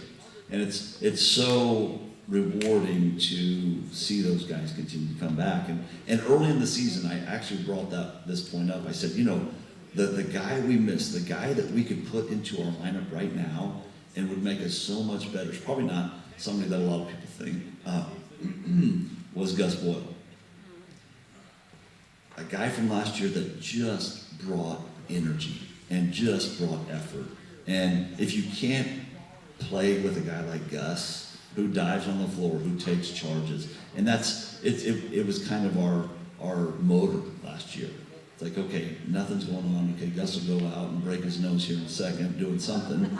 But like bringing a guy, because we didn't need another ball handler, we didn't need another scorer, we just needed another motor in there, And it's the same with, next year. It's like, man, if we just had, a guy that we just had Ethan Smozzle back, just to defend, just to be in practice, to just dog somebody. It's guys like that are the glue guys that just help, our team, and a lot of guys get, their awards and their names, but it's, man, this award doesn't have one name on it. It'll have our team picture in it, it'll have the year, and we know we're the team champions. We're not individual champions of anything, but we're the state team champions. So to bring one guy back, I don't know. I'll say this, I wouldn't change a thing, so I'm not going to bring anybody back. But I talked about Gus, and of course, I'd bring back Cole Mahaffey or Caleb or Talon, and those guys would be easy to bring back too. Sam Darnell, like there's just so many guys that you can go up down that were some of my favorites that I remember. But yeah, I've been fortunate to have a lot of, especially in our 4-year sub-state run, a lot of those guys did a great job. You think guys that weren't able to make it, Cole Mahaffey never made a state tournament. That's a great player we had, and he just was in year 2 and he wasn't in year 3. So we just weren't ready to get over that hump yet. But what a great scene right here. These guys getting their medals. I'm just curious, how many of you have watched this game 3 or more times since the state tournament? Okay. How many of you have watched it not only on Baldwin Sports Live, but also Rock Creek's backward? Okay. How many of you watched it on Baldwin Sports Live, Rock Creek, and NFHS? Okay. All right, just checking. all right, here's another fun question real quick. It's Cooper and Leo versus Coach Carr and Coach Blanchett. At age 18, who wins and what's the score? What are we playing to? It don't matter. 100 to 0. We're playing to 21. 21. Ones and twos or twos and threes? Let me answer that. Ones and twos. Leo could tear Coach Blanchett up. Is it make it, take it? Make it, take it. Leo and Cooper, they would have probably 18. They would lose 21 to 18. No, I just telling you, like they've come a long ways, like mentally and physically, but they anything to say? They're not ready for the smoke yet. At 18, they're not ready for the smoke yet. Yeah, I don't know what Coach said. We've taught them everything they know, but we haven't taught them everything that we know.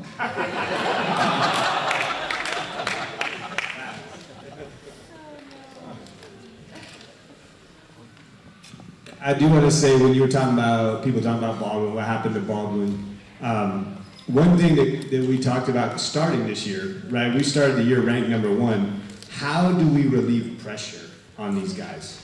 Like, there's so much expectation. How do we relieve pressure? There really was no way to do it. It just happened. And God did that. Cooper couldn't play. We lost our first 2 games. We're 12-6.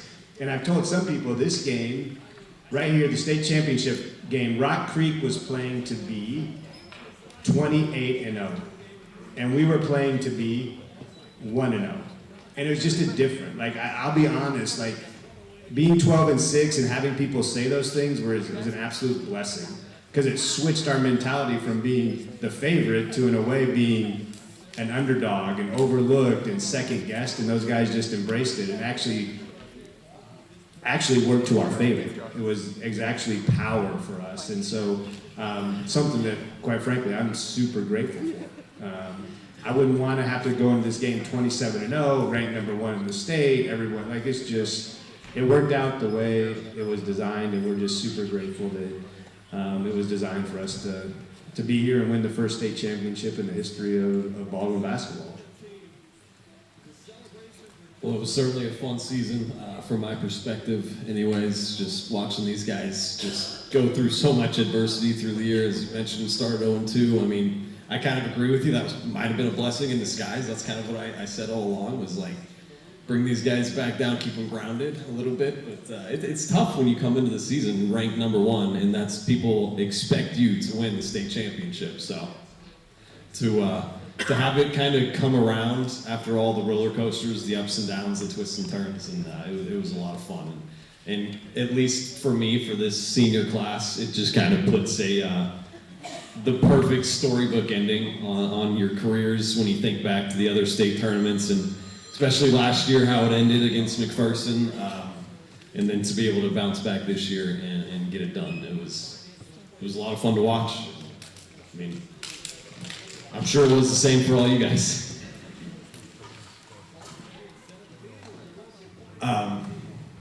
We got a few more questions if you want to go through them, or can wrap this thing up. What do you think? Okay, there's a few here. Give me a second to. First one's for Donnie. Will winning a state championship change how you coach or your coaching confidence? No. That's what I figured. Yeah, it's next, June 1st when we start summer, and with our new group, it'll be focused on that. And in November, when we get the guys that are going to play for us, it'll just be focused on those guys. So, but the confidence in what we've built and what all of the guys coming back have experienced, that's what it's going to change. I told a story, and I'm not going to go into any more time, but 3 years ago when we went to our first state tournament, about the effects of people seeing that, and even this one, we won a state championship. How many middle school kids were there? How many elementary kids were there? How many, high school basketball players were like, okay, I want this again. I want this to experience this next year, my senior year. So will it change how I coach? No, but it'll change how people feel about our program and how, what they want to do to get back to that. So it says, what was the funniest moment of the state tournament? We can expand that over the course of the season. If any players want to jump in, what was the funniest moment for you guys on or off the court? Funniest. I'll tell Was it all the business? funniest moment of the state tournament. Saturday after our shoot around, we go back to the hotel. And we had 3 player rooms, and then my room where we had extended the time so we could kind of be in rooms until we left for the game. So all the coaches were in my room, John the bus driver, Jake, we were all in there. All the adults and the guys were down in their rooms, and we have a Rock Creek game on TV. And we're just kind of watching Rock Creek. I've got my computer out, and Drew and Jackson are over here, John's sitting on the bed, the bus driver, and Jake's over there, and Pete's laying on that side of the bed, and I'm laying on this side of the bed, and I'm looking at my computer, and all of a sudden, I hear snoring. And I look over. Like, man, that guy's relaxed. The day we're playing a state championship, we're all watching video, we're on our phones, we're trying to uncover any piece of information we can on Rock Creek. And the guy's snoring right beside me, laying on the bed. Takes a nice 20-minute nap, gets up refreshed. Now, we were up till 3 a.m. the night after the action game, doing laundry, doing a scouting report, but none of the rest of us took a nap, but he decides that's a great time for him to just take a nap. So it was good that it happened. Not necessarily funny, but I'm glad I can bring it up and I can keep getting a hard time about it. So. Nice and relaxed, I like it. Nice. Oh, all right. I think we pretty much have ran through all the questions. Double check you.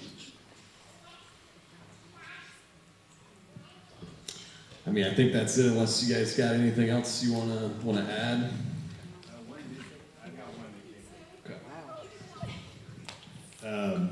It basically says, how do you feel knowing that you make grown men cry? You, the guys, the team. Well, I'm one of the grown men. That's all I feel. So, I don't know, guys, how do you feel knowing you moved a community?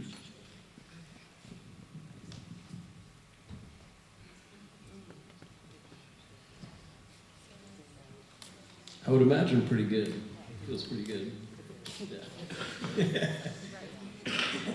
Yeah, it just speaks to, how impactful sports are and what a platform that you have while you're playing sports and how many people are watching, young, old, it doesn't matter. Like, there's this bond that you grow just by watching a sport together and just seeing people be affected by the way that we perform. It doesn't put pressure on us. It's honestly, it just amazes us and it just shows us that we have so much power in what we do.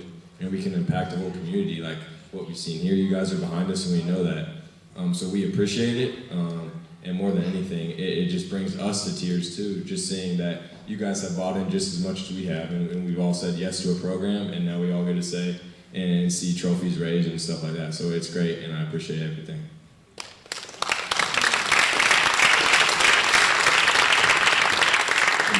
And the return on that is the outpouring of messages and emails and posts, and I got a card in the mail the other day from a graduate of 1968.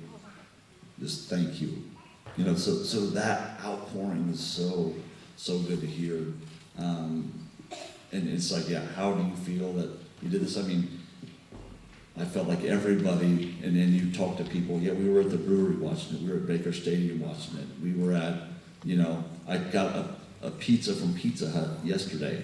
The guy's like, you should have seen the guys in here watching this game. I'm like, everybody in the community I felt like was tuned in. So it was, I'm so glad that everyone felt so a part of it.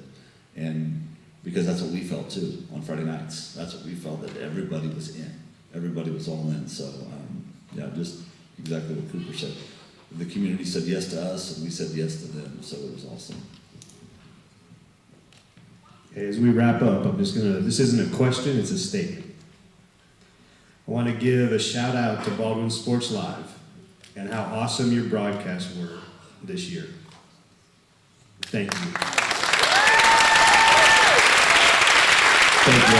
I appreciate it. Like I said earlier, all the support everybody's had towards me, towards our channel, and really the company that I work for, Varsity Sports Live, and just supporting what we're trying to do is building a community and letting people that maybe aren't able to go to the games still watch and still be a part of it. And I think I was just talking with my boss, his name's BJ Harris, that started this whole thing, and he said that Baldwin is probably the epitome of why we do this, and it is like the community and just these events right here that there's so much buy-in, and there's so many people that care so much, and it's just, it's awesome to be a small part of it, and it's been awesome to be able to kind of be the narrator of this story of especially these guys' seasons and their careers, and look forward to doing it many more years, and it's a lot of fun. So again, appreciate all the support, especially, you know, all the excuse me, all the sponsors. Gonna throw this in there. We're always looking for more sponsors. If anybody knows a business or anything that wants to get some advertising, I personally think it's a great way, kind of regionally, because we have about a dozen channels in the region to get your business name out there. And so it's a great platform, I think, to be a part of and to invest in. And you're really investing in the community when you do this with us. So I, from the bottom of my heart, appreciate all the support, and you guys are awesome. I wouldn't rather be anyplace else, really.